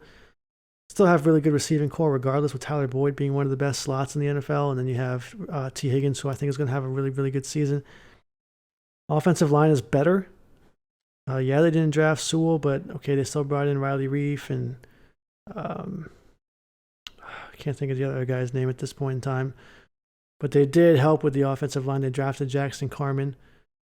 So it is better. It's not great still, but it's improved. Joe Mixon is healthy now. People forget that he's one of the top 10 running backs in the NFL. Defense is okay. They lost Carl Lawson, replaced him with Trey Hendrickson, basically the same player. They added to their secondary with Mike Hilton. They lost William Jackson. Kind of just like, they kind of just replaced the guys they lost. Didn't really do too much addition on defense. And so I just have them going a solid 6-11. I mean, maybe they'll have one more really good offseason and they'll be able to compete. Like one good offseason, this next offseason, plus a jump from Joe Burrow, I think the Bengals will be in good shape. But right now, I'm feeling 6-11. Yeah, I mean, I'm pretty much on the same exact boat. I still think we haven't seen enough Joe Burrow yet to really put him above 500, for example. I think they get 6 wins here. I mean, this team is so good on offense. I mean, I know a lot of people would just be like, "Oh, it's the Bengals. Oh, they haven't whatever." But I mean, this wide receiver core is disgusting. T. Higgins, Jamar Chase. I mean, T. Higgins. It's Joe Mixon top. I would say he's like probably top 5 or 10 for sure. But it's just the offensive line still scares me. I know you guys worked on it and you signed a couple Riley Reef. I get it, but I need to see it to believe it. And that defense, I mean, you just plugged in a couple guys from the Cowboys, which were already terrible. So I still need to see some more to make you guys above 500. But for right now, I just 6-11. Hey, maybe you can take that third spot from the Steelers. Do me a favor, please. I mean, hey, that'll be the laughing stock for the AFC North. But yeah, Bengals 6-11. I think you're, like Spitz said, one season away from being better for sure. All right, last division. Kansas City Chiefs, AFC West. I literally just called the division the Kansas City Chiefs. That's what it is. I mean, I was like last division, Kansas City Chiefs. Well, okay, there's one team that's kind of giving them a run, but we'll talk about that. Yeah, well, not really. They'll get within 5 games for once. But anyways, I have them going 14-3. I mean, come on, guys. They've just been dominating the AFC for the last 3 years. Mm-hmm. Back-to-back Super Bowl appearances. Shit the bed in the Super Bowl because their offensive line didn't exist. But we're not going to sit here and act like that's going to be the downfall of the Chiefs. Like, come on, they'll be back next year. Or this year, excuse me. And they have Mahomes, they have Tyreek, they have Travis Kelce. I don't know how they're affording all these people, but they still have them. So as long as they have all these guys, they are just going to run this shit, basically. Kind of like the Patriots used to do. Yeah. Yeah, I'm pretty much on the same boat. 15-2. I think they have the best record in the whole entire AFC. This team is, as long as Andy Reid plays his cards right, this team is a dynasty. I just don't know how you're going to work the contracts. You got to have a couple of guys that are willing to take restructures and extensions and whatever just to make that team stay together. It's not often that you have the best quarterback, the best tight end, top 5 receiver on the same team at the same time. With the great offensive line that they've got, they plugged in Orlando. You got Kyle Long came out of retirement just to play for this team. This team is nasty. Mahomes is doing things that I've never seen before in my life. This man is literally laying sideways, throwing the ball, and almost getting a completion. He's doing things that I've never seen before. It's wild. So I don't have them taking a step back at all.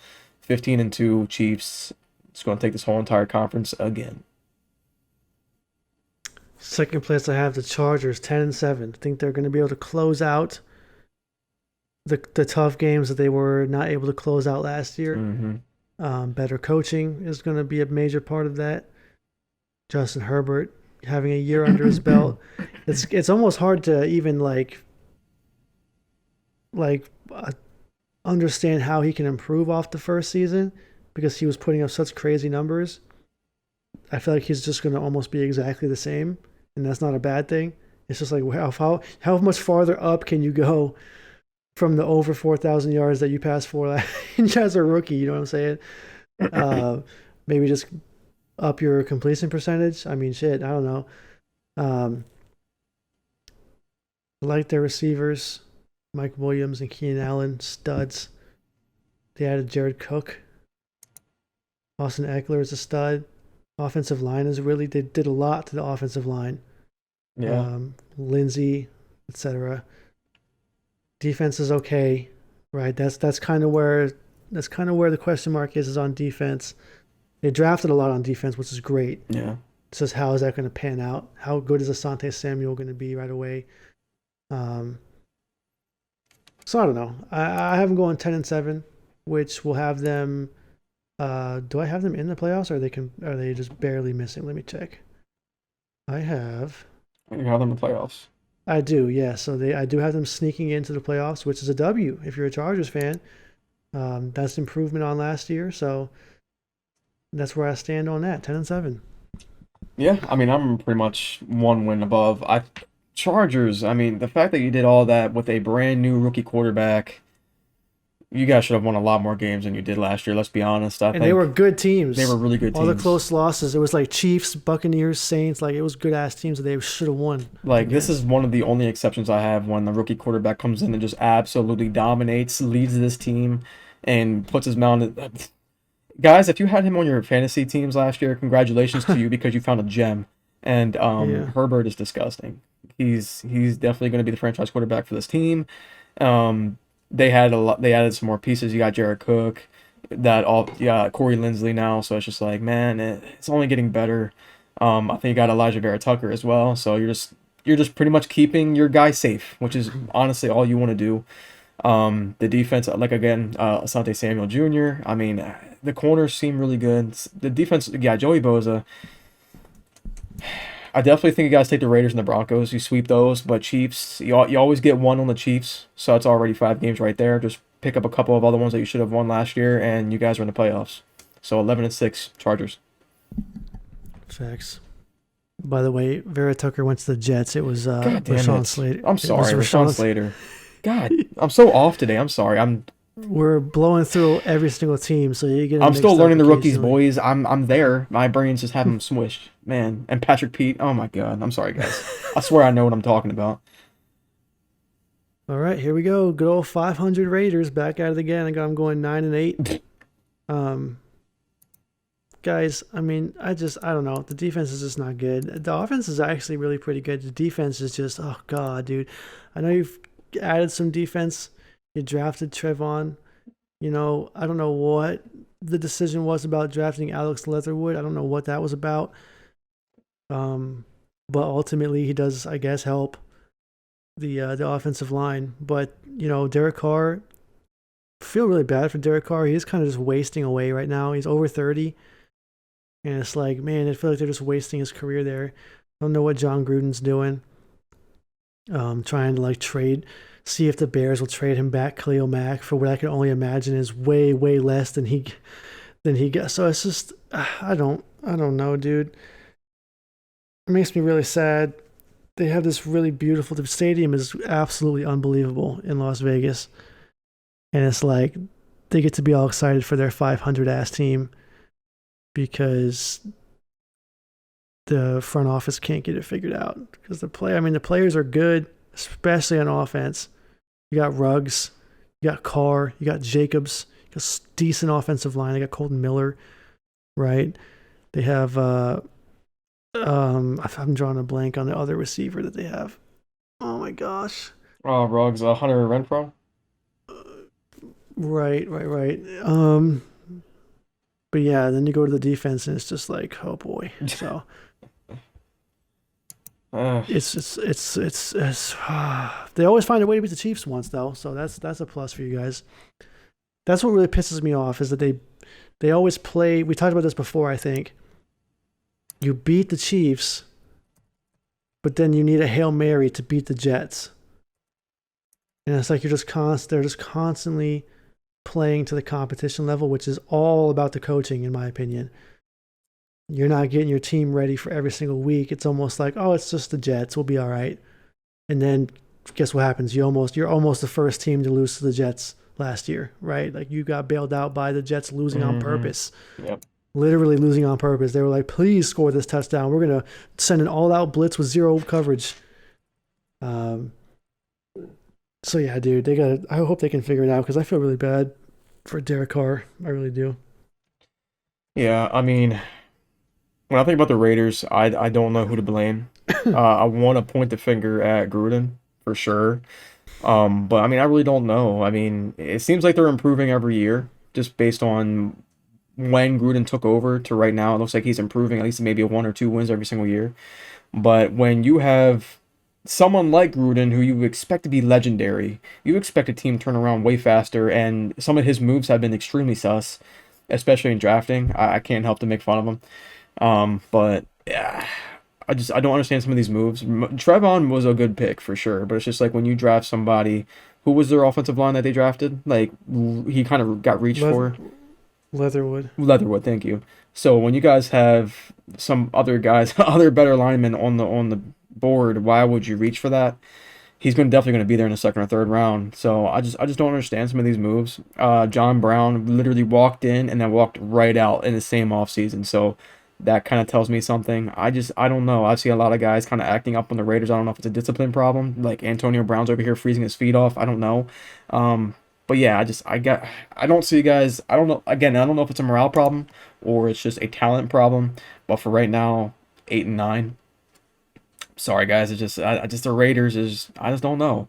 There's something wrong and I can't figure it out. I'll let you guys know when I know. That's you guys got talent on the offensive side of the ball. Derek Carr can be the real deal. You have weapons. I like Hunter Renfrow. He kind of burnt Ramsey once, which is kind of crazy. And then hopefully you got a healthy Henry Ruggs and Darren Waller. So I don't know. Maybe you guys get Khalil Mack back and things change. I don't know. But for right now, 8-9. Last place Broncos. I have 5-12. The reason why is because I've seen Teddy Bridgewater and just not sure about the fit. That's all. I think the defense is obviously great. The receivers are really good. The running backs are fine. Just don't know if you got the right quarterback yet. And you didn't have the right quarterback last year, and you won no games, right? You won like 5 games last year. So I'm not really sure that Teddy Bridgewater wins you more games than Drew Lock. That's kind of where I'm at right now. Yeah. The Broncos is. I've always said this team is interesting. I like this team is Super Bowl ready with the proper quarterback. And Spitz already kind of said it for me. I don't think Teddy's gonna do it. He's just not the type of quarterback that's gonna win you games like you think he should. Like I feel like this team is built for a balanced. He's like more of a general manager. Like if you have a good running back, he'll probably prosper. But if he can't do it with CMC, probably my spoiler alert, he is my offensive player of the year pick, CMC. If he can't do it with someone like that, he's not going to do it with the Broncos, with Melvin Gordon. But hey, this team is loaded on the offense. I like Melvin Gordon. I like Cortland Sutton. I like Jerry Jeudy. Tim Patrick can be good. Noah Fant is probably one of the best tight ends. You guys got a good offensive line. Garrett Bowles. I just don't see. You guys are just one quarterback away from being great. I promise. The secondary is disgusting. Kyle Fuller, Patrick Surtain, Kareem Jackson, Justin Simmons, Ronald Darby, Price Callahan. It can go on and on. Von Miller's going to jail. I don't know what's going to happen. I don't know what's happening with this team. But yeah, right now I'm just going to have them going 7-10. Oh God. Playoff time. Blow through this. Sorry, the episode is so long. We got a lot to cover, team. All right, so the way that my records shaped out, the playoff matchups in the first round go as follows. We have the Buccaneers on a bye with the 1 seed. I have the 2 seed Packers, 3 seed Rams, 4 seed Cowboys, 5 Cardinals, 6 Saints, 7 Seahawks. That's the seedings. First game is Packers versus Seattle in Green Bay. Packers win for me. I think that's pretty obvious. No offense to Seattle. I think the Packers are just better. Rams versus Saints. Fortunately for me, I think the Rams just have a better team. especially on defense. This isn't Drew Brees, man. I don't know if Jameis Winston has what it takes to go up against the Rams defense. Maybe he does. We'll find out if this happens.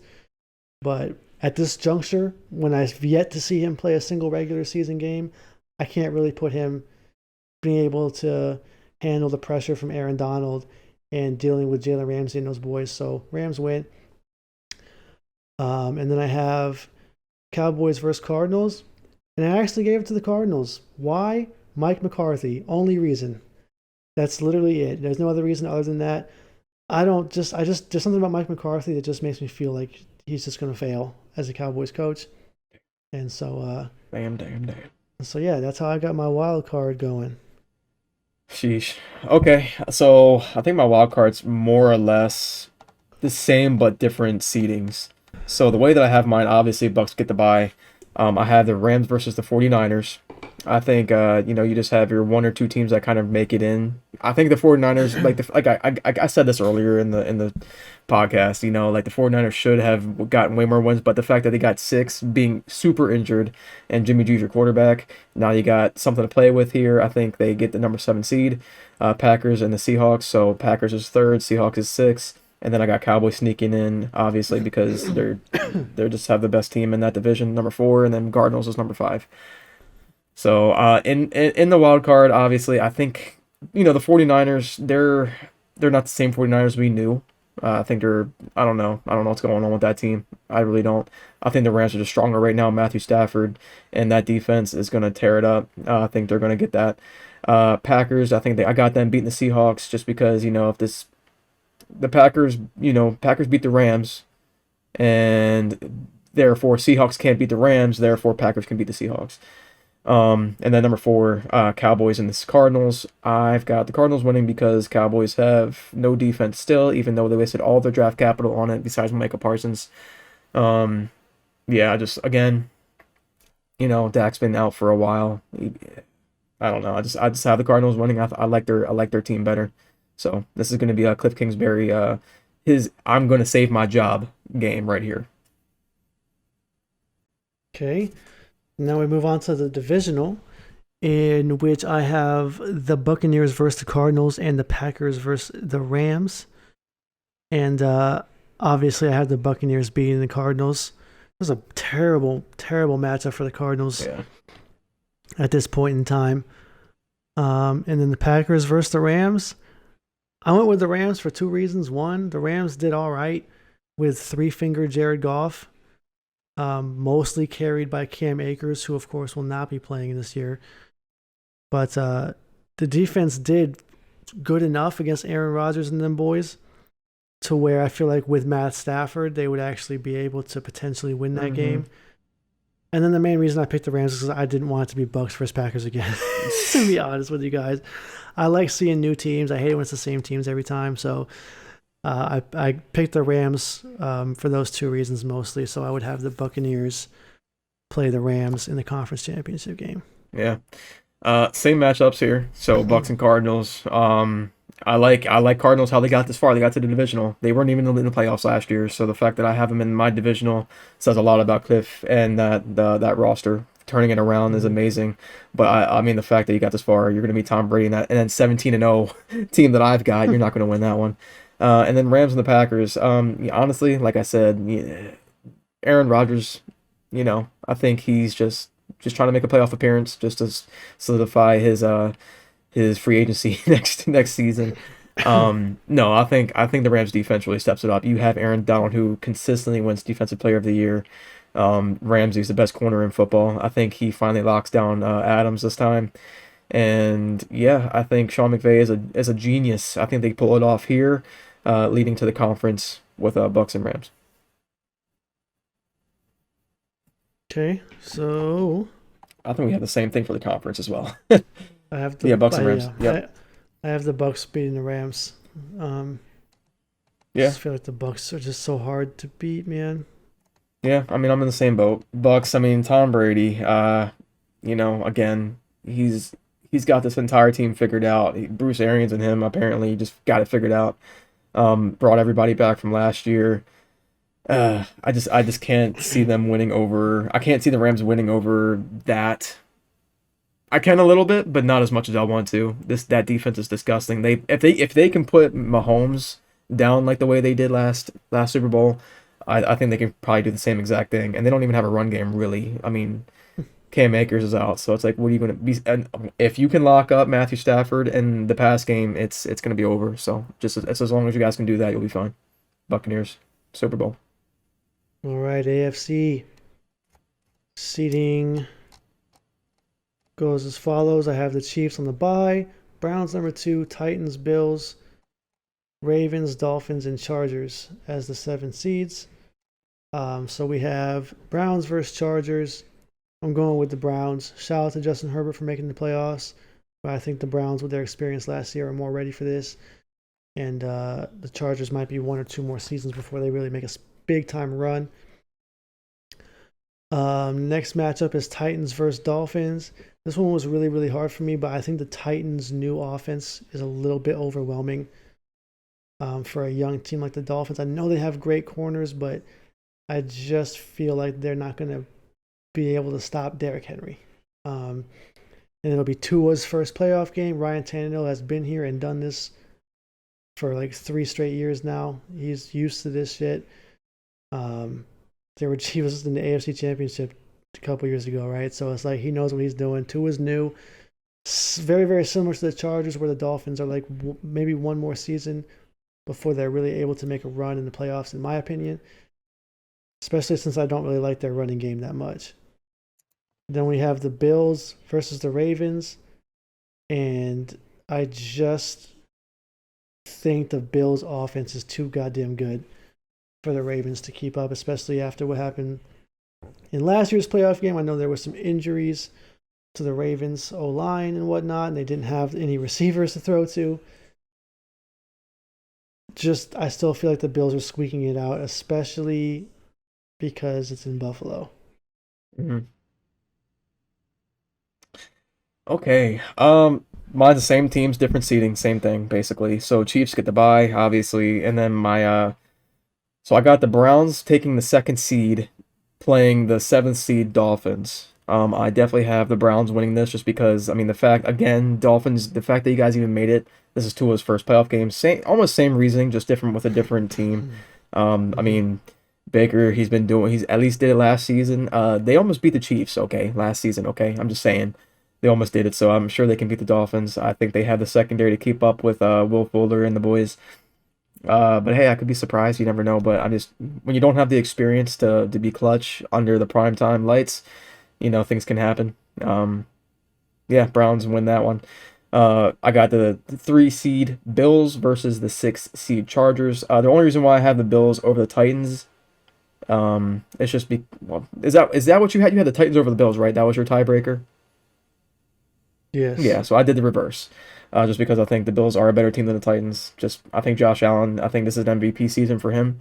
Um, just in general, this is a crazy team. But I think they beat the Chargers again. Justin Herbert's first appearance in the playoffs. The fact that he's even made there at all, it should say a lot about him. But I don't think they make it. And then obviously another rematch for the 3rd straight year in a row, Titans versus Ravens. So 4 Titans, 5 Ravens. I think the Ravens get this one just because I think they figured out Derrick Henry, so less focus on that. I think we have the secondary to kind of match AJ and Julio. Hopefully, Marlon on Julio, Peters on AJ. Hopefully we can get that figured out. But just you got to overload that box. You got Justin Houston, Calais Campbell, Derek Wolfe, Brandon Williams, linebackers galore, Queen. I think we can load up on Henry. Hopefully we got it figured out. But I have the Ravens pulling that one out. Okay, divisional round. I have Chiefs versus the Bills, and I'm going with the Chiefs. It was such a blowout last year that even with the Bills, I really like the Bills. I really like Josh Allen. I just don't see them beating the Chiefs yet. At this point, later in the season, if the Bills are looking crazy, that might change. But just right now, I haven't seen a reason why they would be able to beat the Chiefs in the playoffs after they got their asses handed to them last year. And then especially since it's in Kansas City. If the Bills could find a way to win the AFC somehow, and that game's in Buffalo, I actually like the Bills. But going on the road, Kansas City is arguably the loudest place to play. Them, Seattle, and New Orleans are kind of up there at the top three.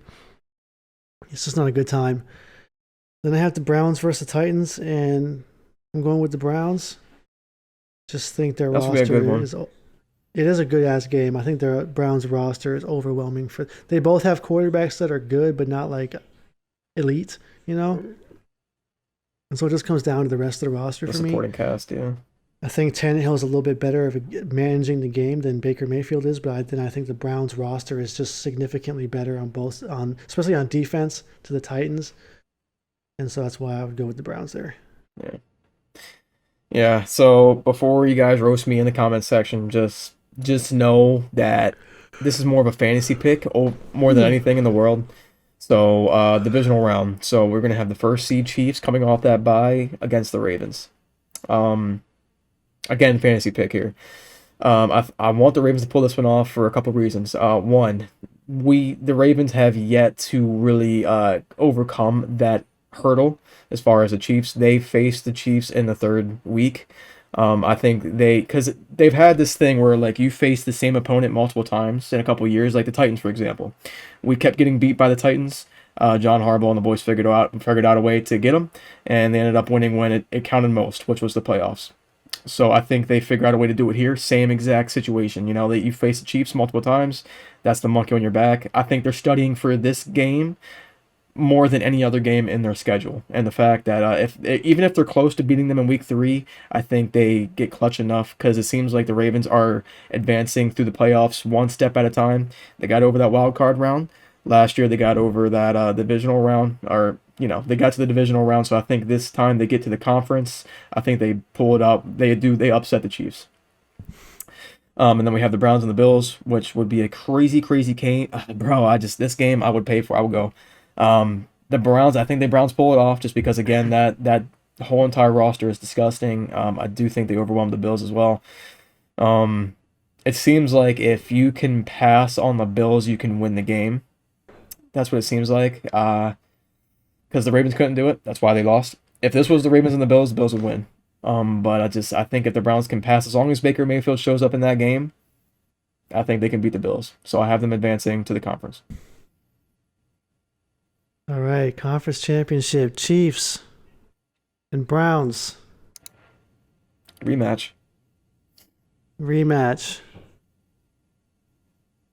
Browns fans, man, I got y'all.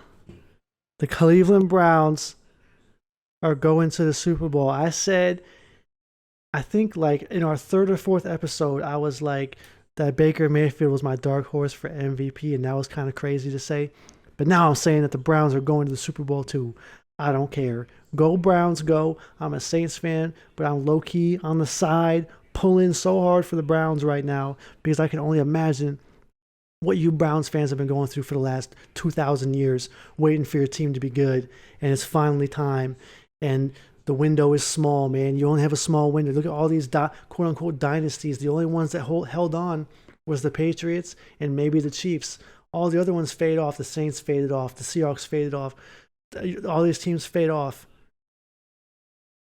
Take advantage of this window, man. This team is really goddamn good. Go Browns. Browns in the Super Bowl. Let's go. So, as much, my conference is Browns and Ravens. Second seed Browns, 5 seed Ravens. Right.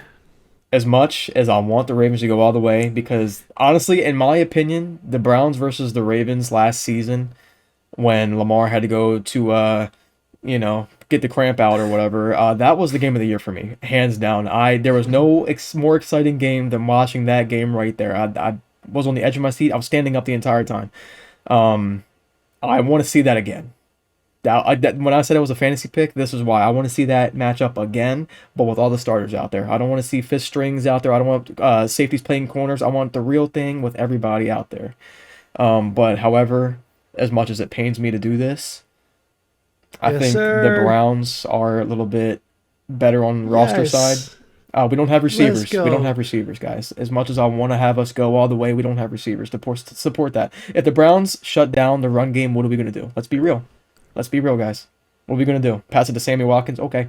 Go Browns. With I Denzel Ward on him. As Right? much Yeah, as exactly. I want to, this is the craziest thing for me to even say. I can't even imagine myself saying this. The Browns, like when I said, oh, they're in the playoffs, this is crazy. Oh, they're going to the Super Bowl. This is even crazier. The fact that I saw this coming when they almost beat the Chiefs last year. I could not believe my eyes. I was like, wow, this team is legit. The coach is amazing. Baker is finally the quarterback. It took a billion first round draft picks, first overall round. It's just crazy. But hey, I think they're going to the Super Bowl. Dog pound. I don't want to hear.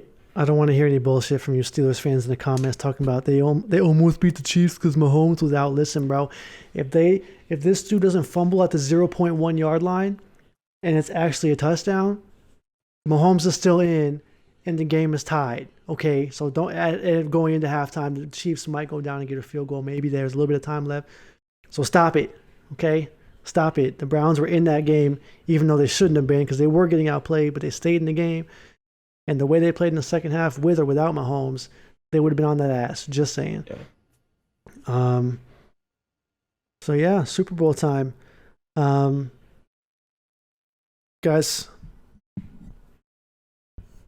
I really want to pick the Browns. And I talked to Jeff about this for like 10 straight minutes. I really wanted to pick the Browns.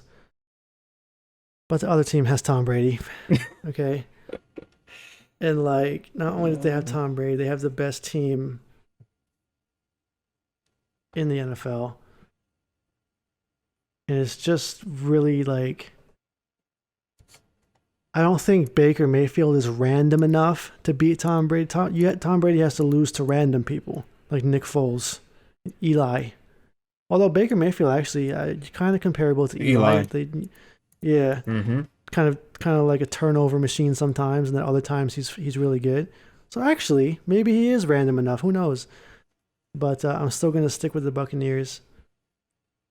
Hurts my insides to think about the Buccaneers winning another Super Bowl, going up 3-1 on the Saints. But it is what it is. At least we don't have 0 like the Falcons do. And at this point, guys, I gotta be honest with you. I'm kind of pulling for Tom Brady to get 10 Super Bowls just because of how crazy that sounds. It's kind of just like, damn, why not? Why not say that I was alive and watched this fucking guy win 10 Super Bowls? Whether he kisses his kids on the mouth or not, don't care. 10 rings. Let's go. Look, He'd already have 10 if Nick Foles and Eli didn't exist, by the way. look, Browns fans, I'm with you. Let's go. I'm with you guys. I think you guys. Look, I'll take you back a couple years ago when you guys first got OBJ and you were assembling the Avengers in Cleveland. Like, you guys had the best team on paper, and they said, "Look, this team it's going to be the best team in NFL. Just need to get that chemistry going." It's been a couple years now. I don't know if not now, then when. That window that he was talking about is extremely small. If the Eagles can do it with fucking Nick Foles, you guys can do it with Baker Mayfield, okay? Just saying. Like, I like pulling for the underdog. I'm going with the Browns here. I just, again, it does pain me because you guys are a rival, but hey, as long as from the AFC North brings it home, I don't give a shit. Beat Tom Brady. Don't let that old bitch come in there and get another ring, okay? Cleveland. I love Tom Brady, by the way. I respect him. I think he will get 10 rings, but hey, he makes another Super Bowl appearance. No shocker. But hey, I think the Browns, they finally get that dream team going full. This team is amazing on paper. You guys killed it in the draft, killed it in the offseason. You already had the team together. Like, when you already have a great team and you make improvements, you guys probably have one of the best off seasons in this entire NFL league. And you've made the Bills were already good and made small improvements. I think the Browns, they were already, if not as good, but better than the Bills, and you're making even more improvements than the Bills. I think you guys go all the way. I think you guys get your first Super Bowl. Congratulations. I think Cleveland does it. What a world. We're all sitting here, man, and like, there was like 108 years passed before the Cubs won a World Series. Like, people were born, lived 100 years, and died and never saw the Cubs win a World Series. We have seen the Cubs win a World Series. Could you imagine if we also get to see a team like the Browns? Like, I feel like our generation, we're going to see all the shitty teams finally break the barriers. Even the Saints count from 2009. Like, such a good time to be alive. Go Browns. That would be such a, like, happy day for, like, I don't think I'd even be mad, except to for, be honest. I think only Pittsburgh would be mad. I think everybody else in the world would be pulling for the Browns at that point, especially if it's against Tom Brady. Yeah, for real. It would be Tampa Bay and Pittsburgh that would be pulling for the Buccaneers. But and honestly, maybe not even Pittsburgh, dude. To be honest with you, No, that's how lovable the Browns are right now. Chase Claypool's gonna be looking at him like same old Browns, and hopefully you shut that bitch up. So come on, Browns. Same old Browns winning the Super Bowl. Right, exactly. But yeah, man. To the awards, guys. This is long as shit. Let's try to get this a little bit faster. Hopefully, we'll be able to get some clips out, so you don't have to watch the whole thing if you don't want to. MVP. I choose Josh Allen. Think it's his time. Okay. That's it. Okay, I thought you were doing a higher expectation. Okay, I'm gonna go Russell Wilson. I think he's been close to getting it the past couple years. I think he, with the team, I think he does it only because like teams are on a downfall, but he's still trying to make sure they're a playoff team every single season. I think he's gonna do it. I think he's gonna cook.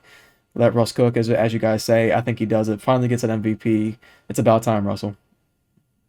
Yeah, I'll expand. The Bills are super pass heavy. Going to be a massive stat pad for Josh Allen this year. He looks super accurate. That's why I went with him. Offensive Rookie of the Year.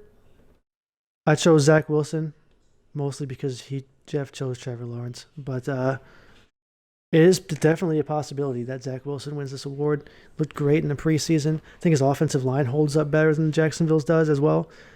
And I also think I like his receivers a little bit more, to be honest with you. Crowder, Corey Davis, Elijah Moore. I think I like that a little bit more than Jacksonville. And I also like the Jets coach more than I like Urban Meyer, to be honest. Damn. So I think, Urban Meyer is just not proven in the NFL. That's why there's no reason to. He has no track record. Whereas everybody loves Robert Saleh. Everybody in the NFL, like not a single person has an ounce of hate for Robert Saleh. So just feel like he's the number one pick. I mean, how often does the number one guy win offensive? I feel like it's always somebody else. You know what I mean? Yeah. So true.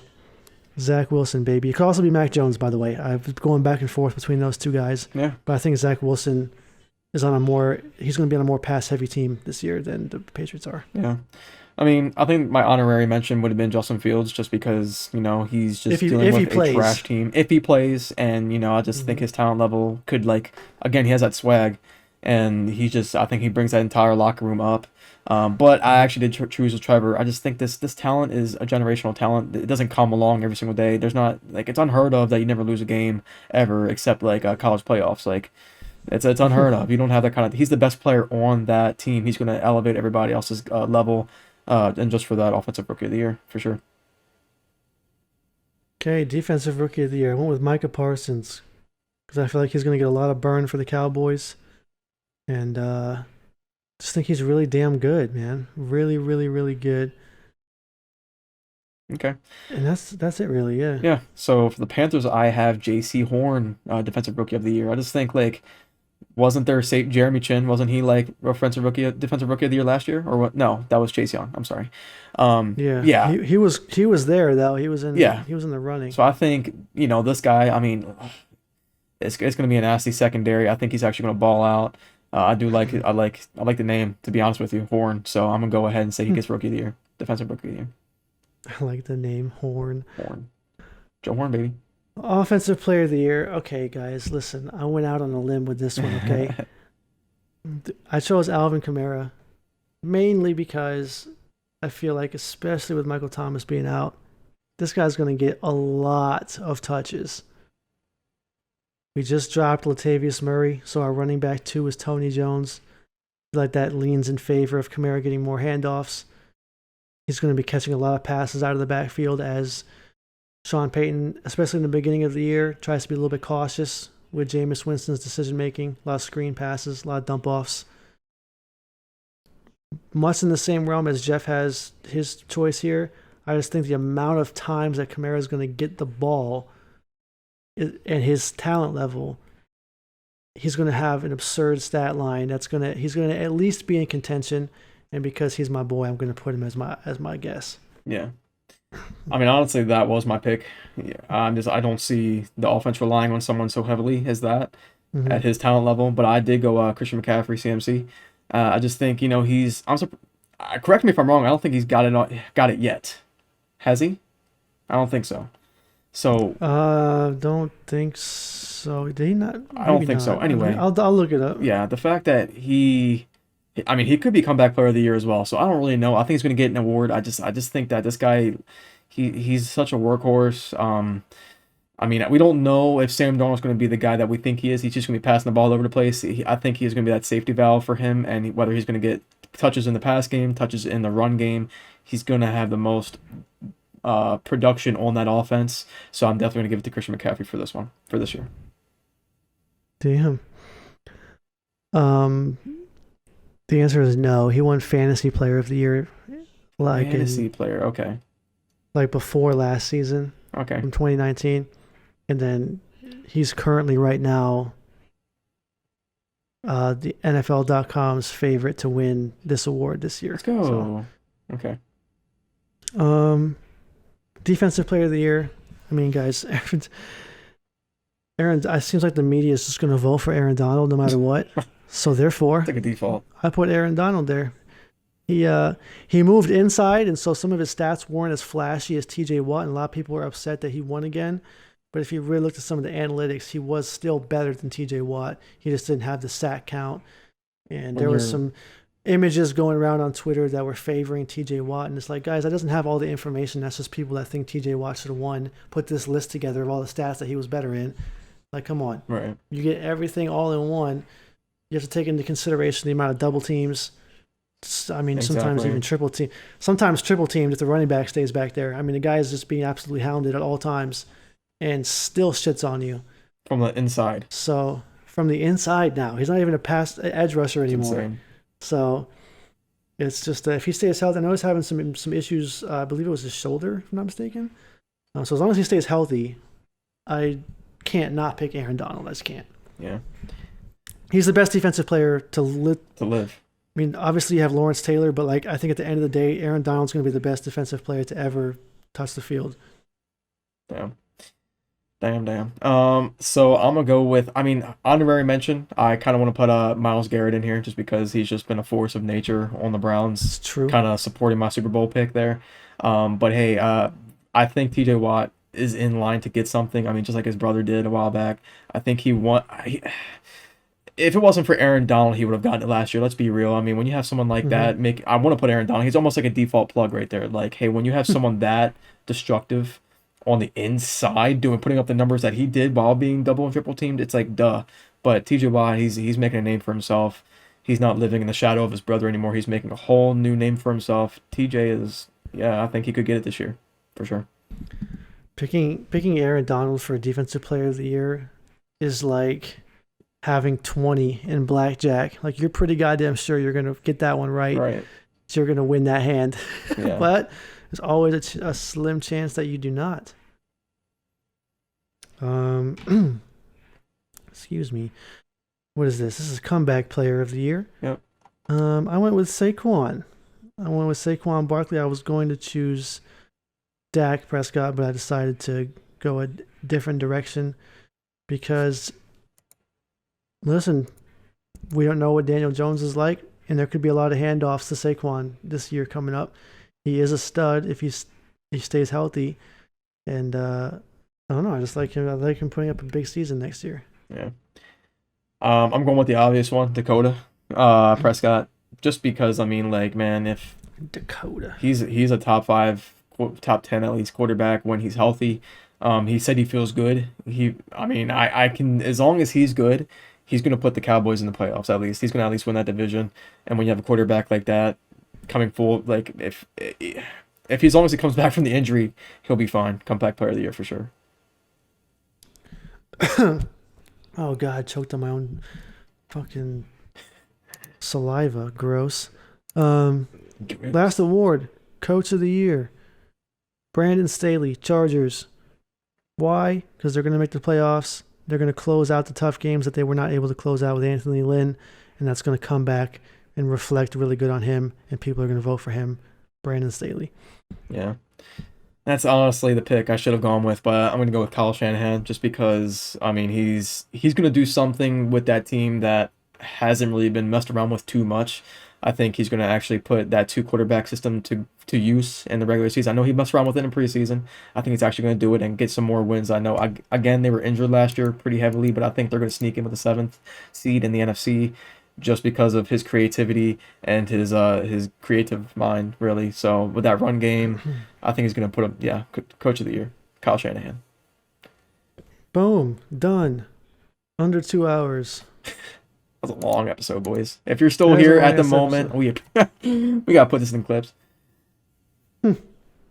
Yeah, I'll try to break it up into some clips for everybody because people are not going to want to click on 2 hours. But hey, if you did, let us know in the comment section.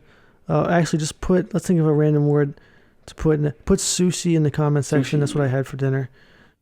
If you stayed until the very end and you're listening to this part right now, you're an OG and you probably have no friends and don't touch grass, but that's okay. We still love you. We love you. Your parents might not, but we do. But yeah, that's it, man. That's our predictions. NFL season starts literally tomorrow. Oh man, I'm excited. Yes, dude. I cannot wait. I have to work this weekend, so I'm going to miss my game. I have to watch the Saints game when I get home. I have to record it. Hopefully I don't get spoiled. I'm not going to be able to check my Discord or my Twitter the whole damn day. But yes, I'm very, very, very excited for football to start and to see, especially for my team, man. This is our first time without Drew Brees, and it's exciting to see what's going to happen. Hopefully you guys are excited for your teams. And I don't really want to drag this on any longer. Jeff, you have anything you want to add? Oh man, just wanted to say thank you guys for watching. If you are watching up to this point, hit the like button, hit the sub button. If you comment, let us know what you think about our predictions. Hopefully, I'm sure we'll get shit on, but hey, we like that. We want to interact with you guys. We just want to say thank you guys for supporting the channel. Thanks, guys. We don't like actually physically being shit on. Like, we're not Odell. Okay, we like to just. It's a metaphor. Okay, comments. Odell Beckham is a different breed. But that being said, football starts next week. We'll be back with our breakdown of whatever happens. Very exciting stuff. We'll catch you guys there. Peace out. Peace.